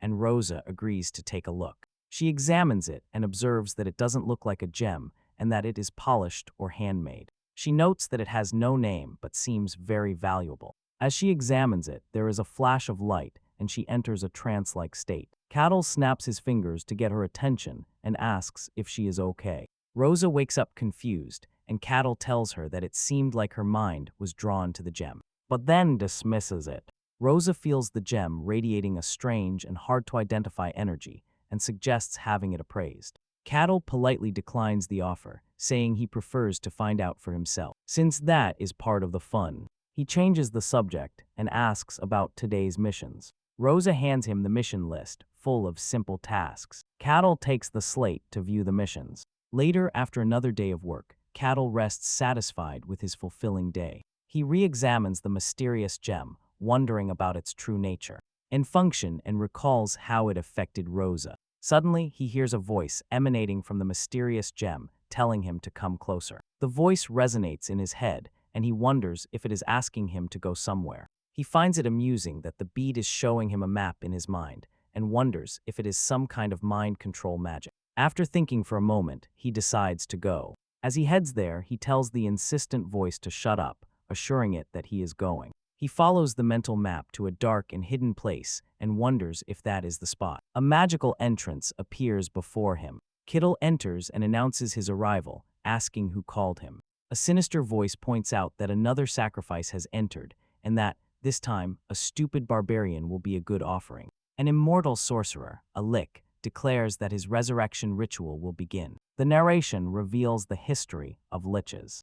In an era of ancient chaos, there was an evil sorcerer who manipulated kings and unleashed wars, but his evil deeds finally led to his exposure and defeat at the hands of heroes. Moments before his defeat, he managed to transfer his soul to a life vessel, thus becoming a lick. A lick is defined as a being that achieves immortality by embedding its soul in a life vessel. Thus, the evil sorcerer became a lick, plotting his resurrection. To complete his resurrection, he needed a large number of souls as sacrifices. So he settled near a remote territory and scattered enchanted beads to lure his victims. One by one, Ilik believes his plan is going well, but he is puzzled by the presence of a barbarian in that place. Since he chose a remote land to avoid drawing attention, and their presence is strange to him, Ilik concludes that the large-sized cattle will make an excellent sacrifice. Ilik explains his trap.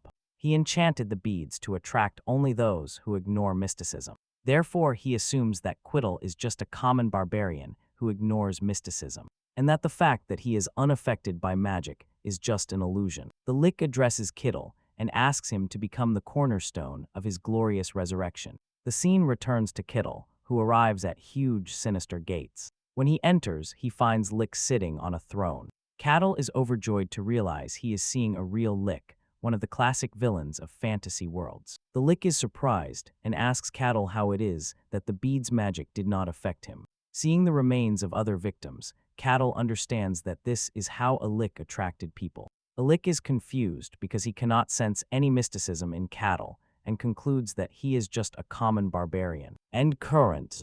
He assumes that Cattle must be carrying a high-quality mental defense artifact. Cattle denies having such a thing. Ilik does not believe him and tells him that if he had been affected by magic, he would have passed by peacefully. The Lick decides he will have to crush Cattle by force and summons his skeleton minions. Cattle realizes that he is in a dungeon where an evil Lick is hiding, and he understands the overall situation. With a powerful blow, he smashes a skeleton and comments that it is weaker than he expected. The Lick gets angry and threatens to tear off his limbs, summoning more skeletons. The Lick orders them to eliminate him, but Cattle lunges at them in the blink and closing of eyes and destroys them all easily. Ilik is surprised. Cattle confirms to himself that Cassandra's advice was correct. A skeleton dies if its head is destroyed. He expresses his disappointment, as he expected Ilik to control Death Knights, not just skeletons. Angry, Ilik prepares a stronger attack and declares that he will no longer hold back. Using his energy, he summons a new servant. A fully armed skeletal knight appears. Cattle is surprised to see another skeletal knight here. He finds it interesting and wonders if the configurations of the skeletal knight created by a leech are different. A leech orders the knight to attack. Cattle prepares to face the skeletal knight created by a leech. He blocks the knight's attack with his arm and launches a counterattack that shatters the armor and the knight's shield. Cattle comments that this knight is indeed more resistant. The Lick orders his knight to release all its mana. The knight is engulfed in a powerful aura of energy and unleashes its full power. Kittle receives the attack. He thinks the skeletal knight created by the Lick is a bit unusual. Then he completely smashes it with a single punch. Kittle stomps on its remains and comments, "Is that all?" The Lick, completely stunned, asks, "What are you?" When Cattle steps back, a Lick interprets it as fear and tells him to be afraid. He threatens him that he will pay the price for invading his sanctuary. Cattle replies confusedly, explaining that he only came because the gems summoned him, and asks Ilik if he wasn't the one who scattered those gems in the first place. Leaving Ilik in a state of shock and silence, Ilik realizes the bitter truth that everyone who came here, including the barbarian, were lured by the gems he had scattered. The Lick, whose full name is revealed to be Cardos Praneris Casus, yells at Cattle to shut up, boasting about his past as a great sorcerer who destroyed 5 kingdoms and faced heroes. Cattle mentally compares Lick, his long name, with the elf queens, wondering if long names are fashionable in this world. The Lick ignores this and orders him to become the cornerstone of his resurrection. The Ick unleashes a powerful spell. Cattle recognizes it as a spell to manipulate human emotions. It is explained that this spell is a unique magic developed by Cardos, which works by extracting negative emotions and trapping the target within them, leading to the destruction of their mind. The Ick is sure that a barbarian who doesn't even know how to use mysticism will be completely defenseless against true magic. He doesn't know what to do with Cattle, as he notices he seems different and is not carrying any powerful artifact. He decides to capture him for study and orders his skeletons to take him away. As the skeletons approach the seemingly defenseless Cattle, he easily smashes them. The Lick is shocked. He cannot understand how his mind control spell, which should have worked perfectly, has failed. Cattle sarcastically asks if the Lick just stood aside watching and then tried to use the same skeleton tactic again. He describes his methods as boring, which infuriates the Lick. The Lick believes it is impossible for humans, even transcendent ones, to resist emotional magic. Cattle mocks him and asks if he cannot use simpler spells, like a fireball, which Lick takes as an insult. Lick begins to recite a new, more powerful spell. He unleashes a massive dark magic attack meant to engulf the world and plunge it into chaos. Cattle's eyes shine with excitement as he watches this spectacular magical display. Lick orders them to devour Cattle, and the attack completely envelops Cattle. Lick laughs, proclaiming his victory, but suddenly begins to cough. He collapses, having exhausted all his magical energy, but confident that this final spell was enough. Cattle emerges from the dust and comments that the attack was impressive. Lick is completely stunned. Cattle stands before him, completely unharmed, and asks, "Is that all?" Lick cannot believe that not even this attack worked. He thinks he used his most powerful mind control spell, which should have shattered the mind of a legendary hero. He asks desperately, "Then what are your components?" To which Cattle replies that although the attack was flashy, it didn't make a big impression on him. Cattle tells Lick that if that's all he has, it's his turn now. No, the Lick is surprised to realize that Cattle came here knowing his identity. The Lick laughs like a madman, assuming Cattle is an agent of the Empire, and praises his intelligence network for locating him so quickly. He swears that he will rise again and rule the world once more. The Ick believes that Cattle must be a product of the human farm he has heard about in the Empire, a place for raising specialized talents. He concludes that he is an assassin, specially trained to kill him. Despite this, he shouts defiantly that he will kill Cattle and overthrow the Empire. Cattle is completely bewildered and wonders if the Ick is insane. In a last desperate attempt, the Ick casts a spell and screams, demanding Cattle's body. He tries to possess Cattle's body by entering his mind. The narration explains that this action will leave him trapped in this body for the rest of his life, unless he becomes a Lick again. The Lick declares that Cattle's body is now his, but inside Cattle's mental world. The Lick is shocked and confused. He wonders if this is the barbarian's inner world, as he has never seen anything like it before, and realizes that the mere presence in this place is enough to corrupt and shatter the mind. The Ick screams that this is not the Empire's work.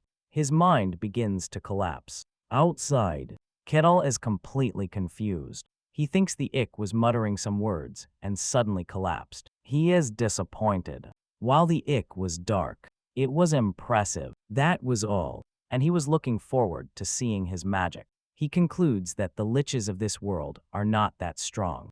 Kittle decides to keep the rewards. Seeing Ick's staff, which was glowing, he picks it up, wondering if it will help him cast spells and if he can use magic if he keeps it. He decides to keep this discovery a secret. Then he sees a vase and wonders if it is the Lick, its life vessel. He decides to take it to Rosa to have it valued, but feels something is still missing. He notices something strange in front of him that looks like a door and wonders if there is a hidden room. He presses a mechanism on the throne and a voice replies, "Correct answer." A secret passage opens, revealing Lick Cardos's hidden sacrifice room. He wonders who the people inside are and where they came from. The people inside the room react with surprise and fear upon seeing him. Cattle wonders what to do with them, and for now, decides to return to the territory. He believes that once he explains the situation, they will probably send someone to take care of it. Upon returning to the mercenary guild, Rosa greets him and comments that he is back early today. Cattle confirms that something has come up. He tells her that it is about the gem he showed her the day before. Rosa thinks he is joking about having found a lick, but Cattle affirms that he was not joking. Rosa remains skeptical and wonders why one of the only 5 liches in the world would appear in such a remote place. To prove his point, Cattle shows her a ceramic vase, saying he believes it is the lick's life vessel, and asks her to value it. Rosa is surprised to realize that he was not joking. Cattle adds that there were some people inside Lick's lair. He mentions that he thought about bringing them, but their souls were already gone, so he left them there for now, expressing his hope that the guild will send someone to take care of the situation. Rosa starts connecting the dots, recalling the recent recurring disappearances in the territory, and realizes that those people were probably victims of the liches. She panics and says she will call someone immediately. Shortly after, the captain of the guard arrives, shouting and asking about the lick, and Cattle calmly greets him. Cattle assures the captain that everything is under control and it is nothing serious. When the captain asks about the lick's identity and mentions the name Carthos Pranuris, Cassis, Cattle confirms the name. It sounds familiar to him. The captain immediately recognizes him and explains that Cardos was a sorcerer who turned the world upside down 100 years ago, causing immense chaos with his emotion-manipulating magic, and adds that he drove the kings mad and overthrew 5 kingdoms. Cattle explains that a lick was not that impressive and that he destroyed himself while doing something strange. The captain finds it hard to believe that a legendary sorcerer like Cardos destroyed himself, and asks Cattle for a clearer explanation. Cattle says he doesn't have much more to add. The captain decides he must report to the Lord immediately. Later, the Lord and the captain discuss the situation. The Lord expresses his confusion about the presence of a lick near the territory. He wonders if it could have been another type of monster, but the captain dismisses it based on the testimony of the rescued victims and the presence of the life vessel as proof. The Lord considers the seriousness of having Lick, his life vessel, near the territory. It is dangerous enough that the Empire sends investigators, and this is particularly worrying with Master Swordsman Kane absent from the territory. He considers the whole situation a major headache, orders a messenger to be prepared to be sent to the kingdom. But he believes they have had some luck. The captain of the guard agrees, and points out that if it hadn't been for the barbarian who discovered Lick, their territory would have been the first victim. The Lord deduces that Cardos, the Lick, was probably preparing for his resurrection. He concludes that the situation was anything but normal. The Lord says such a great feat deserves a valuable reward, but he doubts his territory can offer an adequate reward. The next day, a terrified servant wakes the Lord from his sleep. The servant informs him of the arrival of Lady Aquas, the heretic inquisitor of the sun god, which surprises the Lord. He wonders, confused, why she has come here. The heretic inquisitor appears in all her majesty. The Lord nervously receives her and introduces himself. She thanks him for his hospitality. She introduces herself as Accuse, the heretic inquisitor of the sun god, and it is mentioned that she is the youngest to hold this title. It is told that she executed 7 sorcerers and single-handedly stopped a large-scale ritual. She is currently the most powerful heretic inquisitor on the continent, with authority surpassing that of the lords. Even the Empire submits to the orders of the sun god. In her presence, the Lord wonders again what the reason for her visit is. Aq points out that the territory has been very agitated lately. The Lord explains that a small problem occurred in a dungeon and it was resolved, concluding that her visit is not because of Lick. When he asks her the reason for her visit, she replies that she has come to talk about the prophecy. But she adds that, before telling him the details of the prophecy, she would first like to confirm what has happened in the territory. The Lord asks worriedly if she means the barbarian and the Lick. She confirms it and adds that the Lick was probably Cardos Pranuris. The Lord is surprised that she knows, and Accuse tells him that the confirmation is here. She shows him Lick Cardos' life vessel. Accuse is visibly surprised when she sees the life vessel. She asks if that barbarian is still in the territory. The Lord confirms that he still resides there. Accuse wonders if it is possible that the barbarian defeated Cardos. The Lord replies that it is possible. He then reveals the shocking information that Lord Kane himself was defeated by him, which leaves Accuse in a state of complete shock.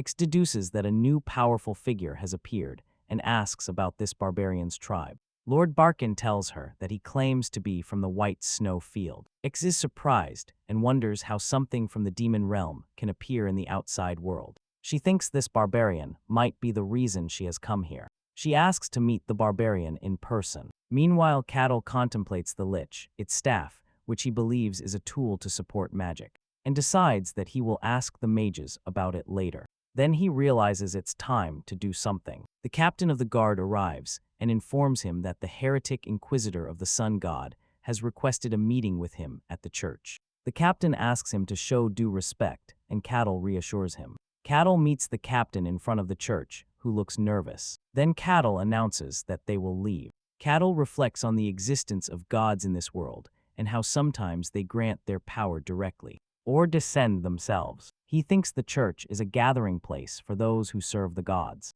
Cattle is impressed by the beauty of the sun god's church. The captain tells him someone will guide him inside and thanks him. Cattle enters the majestic church and is greeted by 3 priestesses dressed in white. One of them tells him that Lady Accuse has been waiting for him and will accompany him to the hall. Cattle meets Accuse, the heretic inquisitor of the sun god. He introduces himself as Cattle the Barbarian and expresses his pleasure in meeting her. Accuse notices his smile and wonders what it means, while Cattle thinks she must be very skilled. Cattle asks for the reason he has been summoned. Accuse explains that it concerns what happened recently in the dungeons, specifically Cardos, the Lich whom Cattle claims to have defeated. She adds that Cardos committed great evils throughout the world and that, after becoming a Lich, no one could stop him except a hero. Cattle confirms he heard that, but insists that the Cardos he saw was just a self-destructive Lich. He clarifies that he can only tell her what he saw. Accuse suggests that he allow the sun god she serves to observe their conversation. She explains that if he lies in the presence of the god, a negative reaction will occur. And Tal understands that this is a divine lie detector. Accuse assumes that Cattle, as a barbarian, will reject this proposal, but Cattle wonders why he would reject it, since it is a unique opportunity to directly experience the power of a god, and enthusiastically agrees to start immediately. Accuse is surprised and wonders why he seems so excited. Accuse asks him if this proposal bothers Kittle. Kittle asks her what she means, and she clarifies that she means the fact that the god will be watching him. Kittle wonders why this would bother him, and declares that he has nothing to hide because he has not told a single lie. Accuse accepts to continue and begins to pray. She summons her god, who observes from above and contemplates the sun in all its splendor, to reveal any falsehood that still persists. A brilliant light floods the area, and Cattle feels an immense presence that transcends human description. He realizes that this presence is curious about him. Accuse is relieved to see that there is no negative reaction and begins the ritual. She declares that, from now on, inside this pillar of light, it is forbidden to lie. Cattle confirms that he understands. Under the direct observation of the sun god, the dialogue between Cattle and the Inquisitor Accuse began. Cattle explained the details of the dungeon cleanup operation in which he faced Lich. As he spoke, the radiant divine power emitted no negative reaction, confirming that everything he said was absolute truth. Inside, Accuse concluded that a Lich Cardos must have been in a very weakened state while preparing for his resurrection ritual, and that Cattle had been lucky. The sorcerer was not in full use of his magical powers. Otherwise, this barbarian would not be before her now. Once the process was finished, Cattle asked her if her doubts had been dispelled, and she confirmed it and apologized for her impertinence, but he replied that it was fine, since he had also enjoyed this unique experience. After that, Accuse asked permission to ask one last personal question, and after obtaining his consent, she nervously asked him, and directly asked him in a serious tone if he was really from the White Snow Field. When Cattle calmly confirmed his identity, Accuse was surprised and incredulous, wondering how someone could actually come from that demonic realm, and she connected his existence to the legend of the Ashen Barbarian told by the Emperor long ago. With a sudden sharp look, her red eyes shining, she was surprised when Cattle expressed his desire to ask her a question. In turn, Cattle asked Accuse why she had come to this specific territory, and she replied that she had personal matters. But Cattle replied with a piercing look, asking if her mission was mainly to determine if he was an impure being. Surprise overwhelmed Accuse, who tried to deny it, but Cattle clarified that he was referring to the eye of God, skillfully pointing out that the personal presence of God to observe their conversation was a momentous event that far exceeded simple lie detection. Under the influence of the God's power that prevents falsehood, Accuse had no choice but to admit the truth of his words. Cattle deduced from this that he had been her target from the beginning, which Accuse denied, explaining that only upon arriving in the territory did she think he might be the person mentioned in a prophecy. But the result of the divine observation proved otherwise. Accuse apologized for hiding her true intentions, and Cattle accepted it. Finding the matter interesting in its own way, he took the opportunity to ask her about the content of that prophecy. Accuse hesitated, clutching the sun symbol hanging from her neck, and explained that it was a secret she normally only revealed to those she trusted. But she decided to speak. Accuse began narrating the details of the prophecy to Cattle, whose face showed signs of astonishment.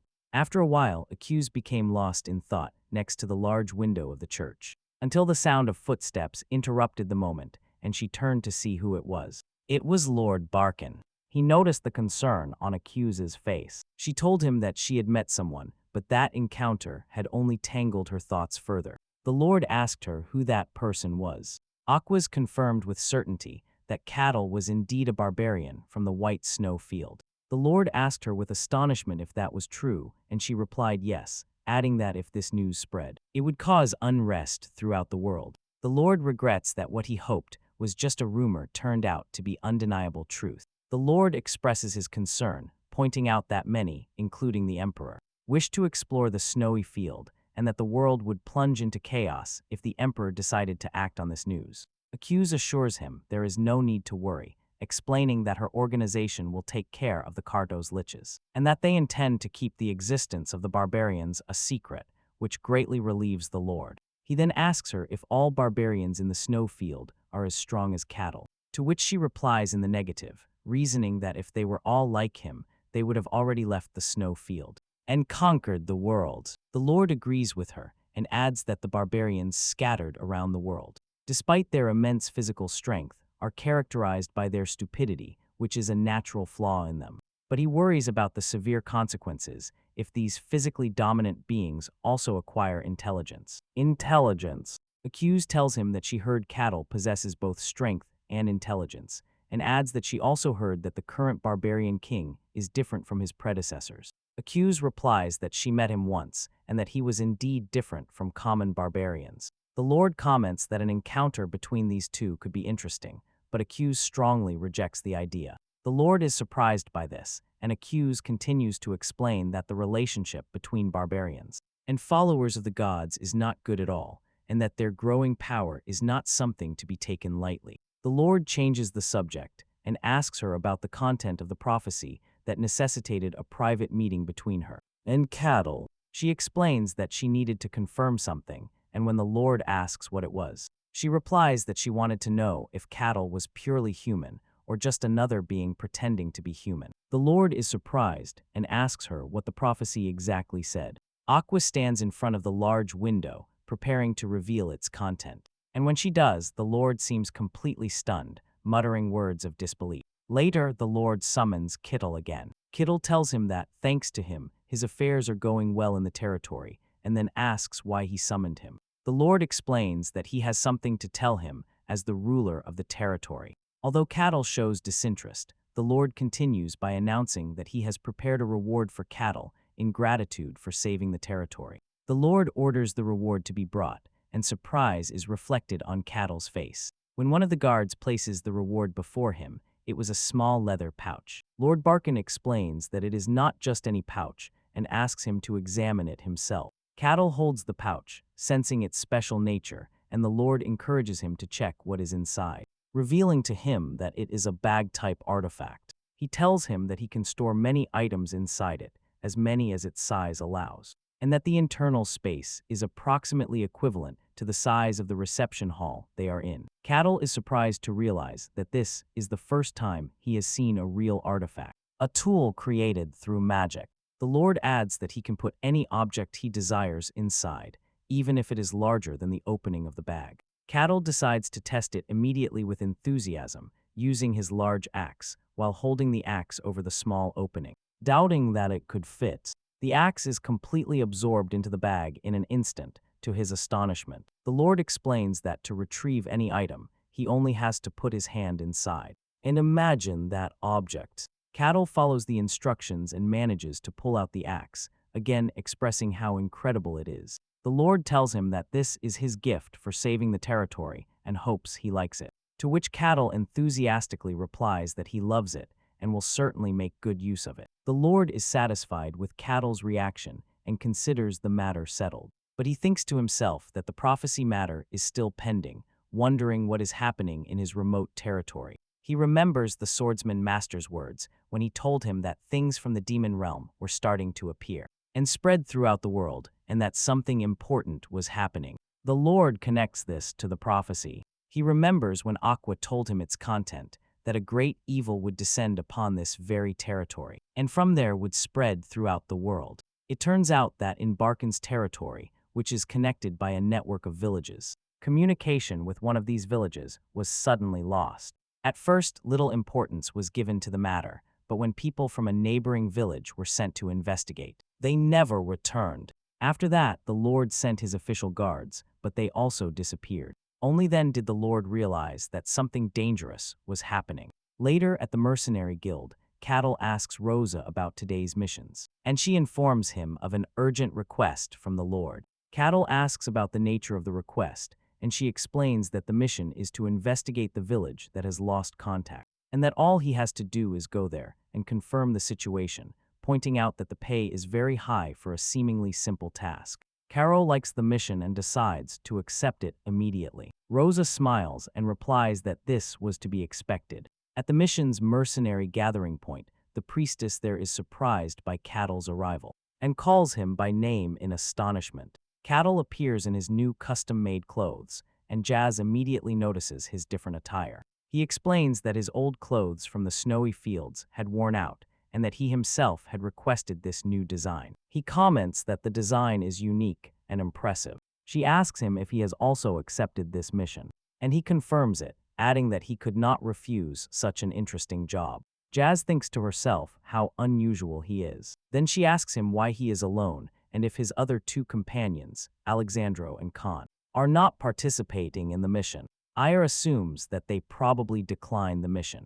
After viewing the details, Cattle looks at the small crowd around him and realizes that the number of participants is lower than he expected. He thought that a simple, well-paid mission would attract many people, but the total number doesn't even reach 10. Yas explains to him that the mission is actually a bit dangerous, although it seems to Kittle that the request itself is simple. She explains to Yas that the pay is much higher than it should be. She reveals to him that there are rumors that the guards sent to the village never returned, which means the mission is not as simple as it seems. However, Cattle insists that attendance is still too low. He tells her hesitantly that there is another rumor that explains this. She reveals to him that it is related to Lady Aqua's. Cattle is surprised to hear the name, and Jazz reveals to him that the heretic inquisitor of the sun god, Lady Aqua's, will participate in this mission, and adds that very few mercenaries dare to work with her. He expresses his personal concern, wondering if Aqua's plans to cut off his head. Cattle assures her that this will not happen, describing Aqua's as an educated woman. And kind, yes. Surprised to learn that Kittle knows Lady Aqua's, and he confirms that he does, even describing her as his friend. She is speechless, unable to comprehend the idea of a heretic inquisitor and a barbarian being friends. At that moment, Cattle approaches Aqua's, who has arrived at the place, and greets her, saying he is happy to see her again. Aqua's replies coldly that she does not remember them becoming friends. Cattle laughs and ignores him cheerfully, suggesting they become friends from now on. X ignores his suggestion and changes the subject, turning to Jess, who is standing next to Cattle, and asking if her companion is also a follower of another god. Cattle is surprised that X knows Jess. X asks him why Jess is there, explaining that, as far as she knows, followers of Lady Calegia are currently in a rest period. X believes that only high-ranking members should be active at this time, but she quickly retracts her suspicion and tells HIA that she must be mistaken, since she does not know all the details of every religious organization. At that moment, the captain of the guard arrives with his soldiers at the meeting point. Cattle immediately recognizes him and greets him cheerfully, noting that they meet again. Aqua stands calmly next to Cattle, while Hia look on with concern and tension. The captain of the guard formally welcomes all participants who accepted the request and, after confirming everyone's presence, he announces that it is time to leave. Cattle comments with a touch of sarcasm that their majestic gathering makes him feel like a military squad about to launch a real assault on a fortified castle. In all seriousness, he asks Aqua if their quick action means this is the decisive moment the ancient prophecy talks about. She replies with cautious calm that she cannot state it with certainty, as the god has not revealed the exact moment of such a momentous event. The only thing that has happened is that they have completely lost contact with the village. Suddenly, Cattle deduces from her words that, despite the uncertainty, there is still a possibility that this is the dangerous event foreseen. The words of the mysterious prophecy that an unprecedented evil would descend upon the land dance in his mind, and he smiles with clear enthusiasm,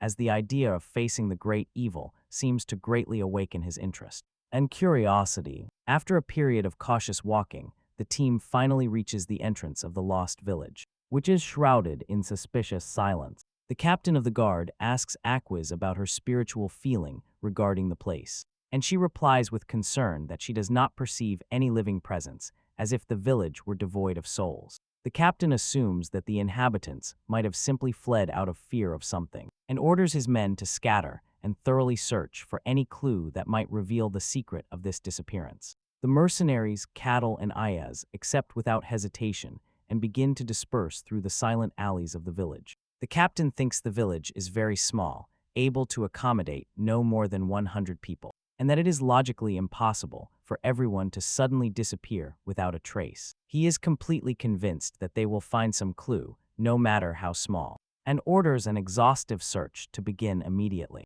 While searching a wooden building, one of the mercenaries is greatly surprised by what he finds inside. He calls the captain, loudly indicating that he has found food ready to eat. The captain initially thinks the inhabitants left it behind in a hurry while fleeing, but the mercenary clarifies that the food is still warm, as if it had been prepared moments ago. The captain is surprised by this strange information and wonders, confused, how something so illogical can happen, since contact with the village was lost for at least several days. In the midst of his confusion, another report arrives indicating that no tracks or signs have been found that the inhabitants left the village or hid somewhere nearby. The captain orders the search to continue in the hope of finding some clue that will lead them to the truth. The results of the ongoing search reveal a baffling and disturbing scene throughout the village. There are clear indications that daily life continued normally, but there is no human presence whatsoever. The mercenaries confirm that all evidence suggests people were living their lives here, but there is no physical or spiritual trace of them. The captain asks Aq if she has any explanation for this mystery, but she admits her inability and that she also doesn't know what is happening. He then turns to Cattle, who in turn confirms that he has not found any significant clues, and that he does not sense any strange presence in the air. The captain expresses his extreme frustration and anger at this mysterious situation that defies all imagination. Cattle, calmly and confidently, suggests they ask someone who might know the answer they seek. The captain is perplexed by his words, so Cattle explains that there is another person present with them in this deserted town. Everyone is surprised and looks around nervously, and the captain sees a strange-looking woman who was not among them before, and he wonders in horror how long she has been standing silently among them. The mysterious woman smiles, expressing her surprise that Cattle noticed her presence despite her having hidden very skillfully.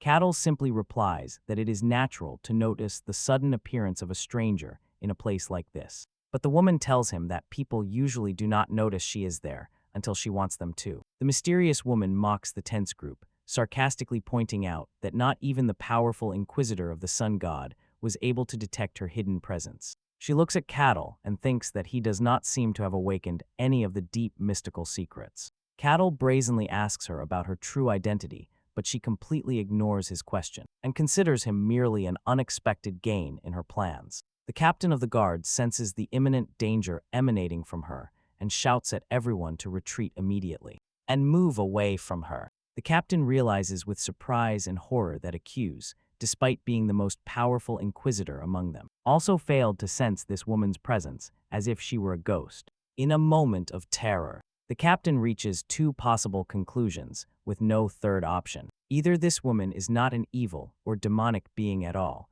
or she represents an evil of such a high level and powerful that her presence cannot be detected by conventional means. With a sinister smile that chills their blood, she announces that she has made a decision about their fate. And describing Cattle as an interesting barbarian, she vows with a determined tone to take him with her to hell to be her slave forever. The woman transforms to reveal her terrifying, true demonic form, and unleashes a huge ball of destructive purple energy. It flies before them in the air, defying gravity. As Carol heads and Aquas watch the scene completely shocked and powerless against this overwhelming power they have never witnessed before. The captain of the guard screams at everyone to run for their lives, but the mercenaries discover they are trapped inside a transparent magic barrier that suddenly appeared, and desperately try to break it by force. The demoness announces with a voice that echoes throughout the village that the entire place is now under her absolute control, and that no one can escape her clutches, and adds as she licks her lips greedily that they have all become her prey. Everyone realizes they are facing a real and powerful demon, and a terrified Jess confirms that this entity is a named demon, one of the most dangerous types of demons.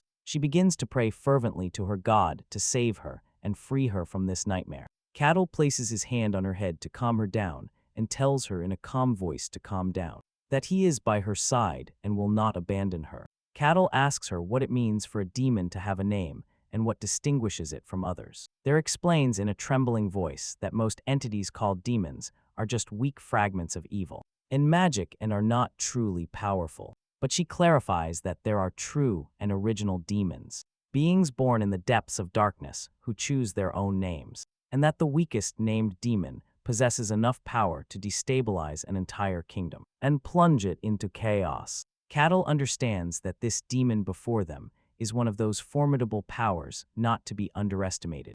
Isekai confirms it, recognizing her by her distinctive horns as Ashtar, a legendary demoness who appeared hundreds of years ago and caused immense destruction. Cattle asks if they can break the magic barrier by force, but Hia replies negatively and desperately, explaining that the place has already become the demon's domain, and that the only way out is to defeat her, which is almost impossible. It seems strangely interesting to Cattle, and he is surprised when the barrier begins to crack and crumble as soon as he touches it with his hand. He suddenly laughs, cleverly hiding the hole he made, and declares that perhaps he enjoys watching the situation a bit longer. Jazz looks at him, completely bewildered by his calm reaction, and he gives her a reassuring gesture with his hand, telling her not to worry. The demoness Ashtar mocks X, sarcastically asking if the trick she set up for them wasn't fun and exciting to investigate. She reveals that the signs of life they found in the missing village,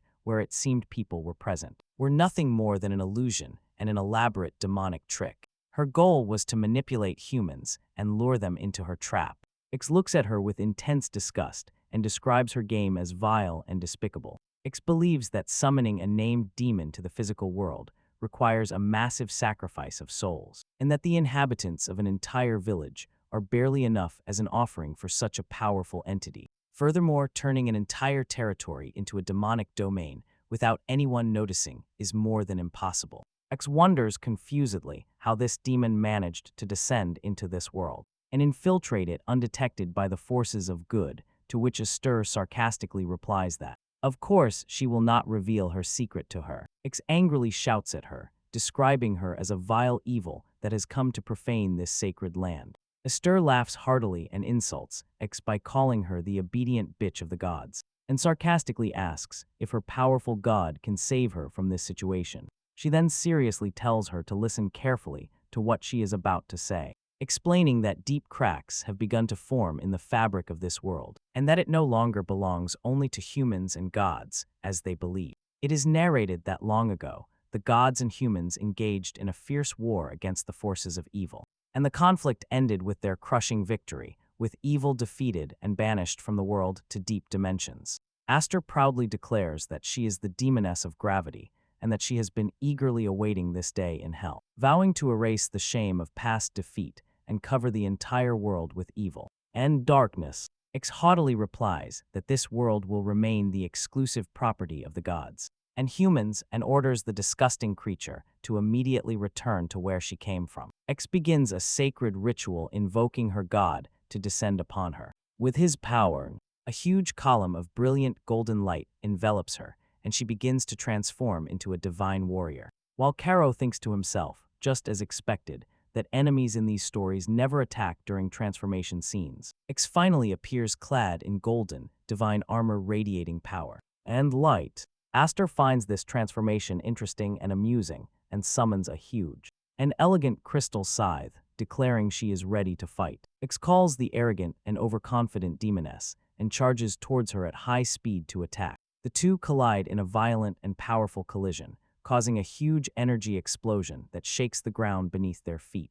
And as a result, Aster and Accuse are thrown back forcefully. Aster stands firm, saying the battle must be fought with dignity and respect, and sarcastically asks if the divine hunting dogs do not know the rules of combat. Ix looks at her with intense anger and asks if she is done with her nonsense and ready to die. The fierce battle continues between the holy warrior Ix and the demoness Aster, as Ix lunges forward at high speed, leaving a trail of scattered dust behind her, her eyes shining with holy fire. But in an unexpected moment, Aster suddenly disappears in the blink of an eye, as if she had never been there. Before Aquas can grasp what happened, the demoness appears directly behind her and lands a treacherous backstab, accompanied by the sound of tearing air. Aquas blocks the blow at the last second with an amazing reaction, but Aster manages to grab her divine shield with her sharp claw, which surprises and shocks the warrior, as no being had ever touched her shield in that manner before. The demoness seizes this precious opportunity and lands a crushing blow with all her might, throwing Aqua onto the ground with tremendous force and creating a large crater where she lands. Aster continues her attack, relentless and merciless, realizing that she has found a weak spot in her opponent's defense, unleashing a continuous barrage of dark blows that Aqua struggles to block with great difficulty as she steps back step by step. In the midst of this violent battle, Accuse begins to recite a verse from her holy scriptures in a thunderous voice that resonates across the battlefield, declaring with a voice full of faith that the brilliant light will not be violated by any creature of darkness. As soon as she finishes her words, a huge beam of pure holy light descends from the sky, directly striking Astrid and forcing her back. As she screams in pain, the demoness stops at a distance and looks at her opponent, amazed by Ix's ability to read the holy scriptures with such power at such a young age. She then praises her with clear sarcasm, saying she is more interesting than expected. Ix does not stop there, but continues to recite another, more powerful verse, invoking her lord to burn everything evil with his holy fires. She raises her scepter, which begins to shine with a resplendent light, and then charges forward at supersonic speed, and unleashes another destructive divine energy blast that takes the form of a holy fire explosion. The battle between the two ignites, and their pace wildly intensifies. They exchange blows at such a high speed that the human eye cannot follow it, which causes violent and successive explosions of holy and demonic energy that destroy the quiet village surrounding them, turning it into burning rubble. The mercenaries and the Hayas find themselves in the midst of this devastating conflict, screaming terrified for help, trying to escape the falling debris. Meanwhile, as the two continue their earth-shaking, furious battle,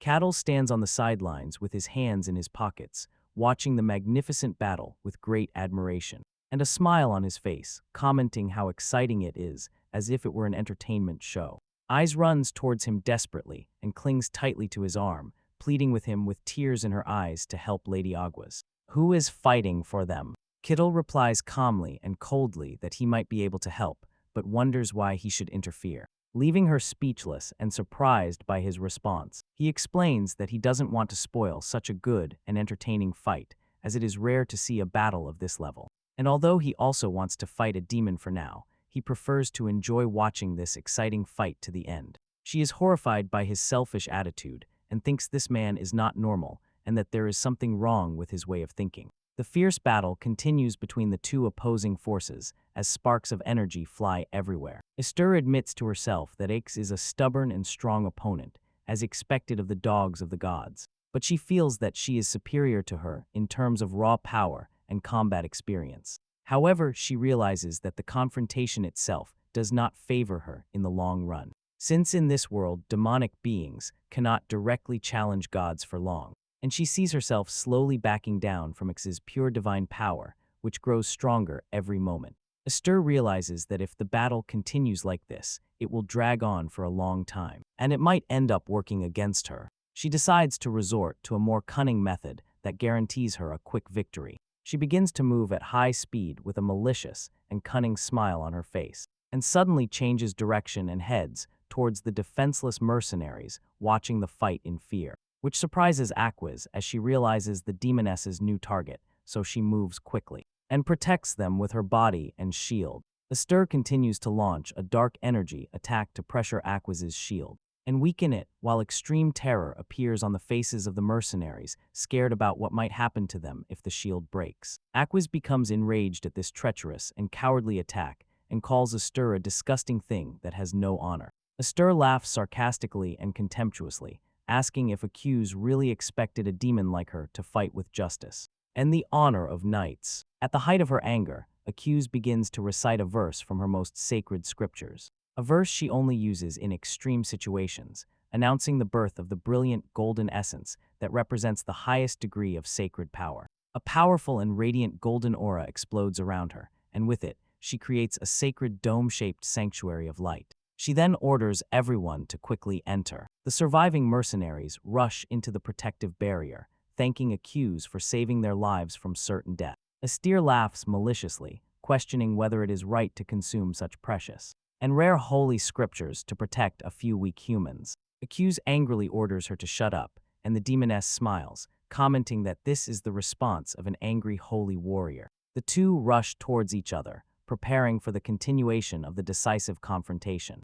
And Accuse manages to block the fierce attack launched by Esther, but is surprised when she sees her skillfully dodge and jump over her with an acrobatic move. Suddenly, she closes the distance between them and gets close, whispering in her ear that death is just death, and that no one will recognize Accuse's noble sacrifice for these scum. She warns her that if she continues like this, she will fall from grace and dishonor the name of her god, whom she serves. Then, with extreme cunning, she offers her a simple and tempting choice: remove the sacred power protecting the mercenaries so she can use all her strength to protect herself. And if she manages to defeat her, after that, her honor and the power of her god will be exalted in the heavens. Esther asks with biting sarcasm if Accuse will really die for a handful of mortal humans. Accuse realizes that these are just cheap psychological tricks and describes her words as useless, and that they will not affect her. When Esther sees that her provocation has failed, she smiles maliciously and tells her to die like a martyr. So since she chose it, she unleashes a concentrated and devastating dark energy attack, raising her power to the absolute maximum, while Aquas fights with all her might to block this overwhelming attack with her holy light, which has gradually begun to fade. Suddenly, in the blink of an eye, Aster appears before her with astonishing speed, as if she were a ghost, and unleashes a violent burst of dark energy at close range, which throws Aquas backward after she manages to narrowly dodge it at the last moment. Although she quickly regains her balance, shock and fear are clearly visible on her face. Aster continues her attack at high speed, giving her no chance to catch her breath, launching rings of purple energy that surround Aquas on all sides and completely trap her like snakes. Aquas finds herself surrounded by complete darkness, unable to see anything, while the demoness attacks her from above like a hawk swooping down on its prey. Aster declares that she is tired of hearing the holy scriptures of the gods, and launches a devastating attack with all her might.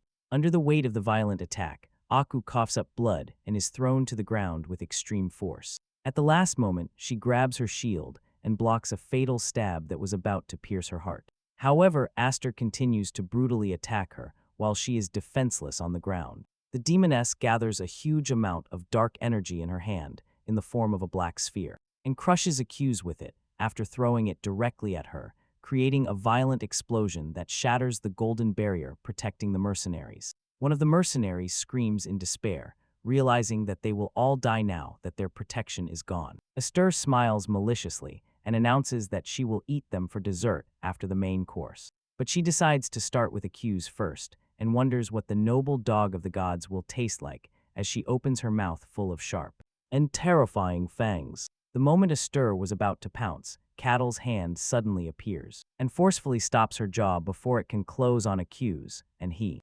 calmly and coldly, orders her to stop, declaring that enough games. Both Accuse and Astur are completely stunned by his sudden and unexpected appearance. The demoness wonders when and how he got there, as she did not feel his presence at all. As if he had appeared out of nowhere, without another word, Cattle punches her hard and straight to Astur's face, sending her flying across the village in a violent shockwave that destroys several buildings in her path. He then calmly turns to Aquas, who is still in a state of shock on the ground, and asks if she is okay. Aquas looks at him in astonishment and remembers at that moment that this is the mysterious man who defeated the swordsman Master Cain with total ease. From a distance, Astur rises from the rubble, her eyes burning with anger, and fire and screams at Cattle, calling him arrogant barbarian, and asks how dare he interrupt her delicious meal. Kittle simply replies while dusting off his clothes, declaring that Aku is his friend, and that for that simple reason, he will not let her die. Astur becomes even angrier at his cold response,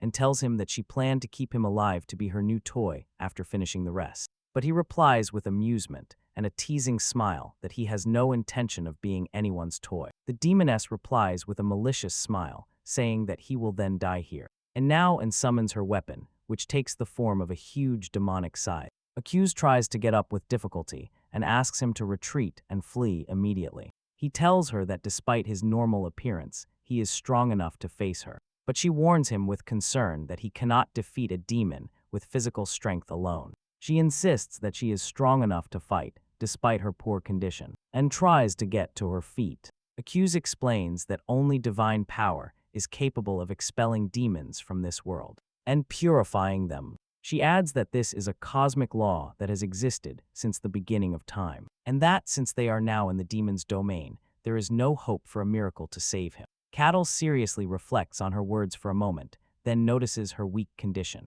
and her serious injuries, and tells her that she does not look fit to fight at the moment. Aquesh replies with determination and resolution that she must fight because she serves God, and it is her duty to confront evil until her last breath. Kittle expresses his admiration for her determination and strong faith, but kindly asks her to leave this fight to him, and to rest, which bewilders and surprises her. He then smiles broadly and explains that he has always wanted to fight a demon to see how strong he is. Astur tells him that he really doesn't understand. He mocks him, saying that he cannot even touch her with his pathetic human strength. Cattle challenges her to test the truth of his words. The demoness licks her claws with delight, expressing her desire to see how her beautiful eyes twist in pain as he tears him apart. She then launches her first attack with all her speed and power, creating a huge vortex of dark energy around her. She then launches from the vortex at lightning speed to attack Cattle, which surprises Aquise and makes her fear for his fate, but with total composure and calm. Cattle lands a powerful and direct punch to her face in the middle of her attack, sending her flying through the air after her head was completely crushed by the force of the blow, leaving X in a state of total shock and disbelief at what her eyes had witnessed. Thank you.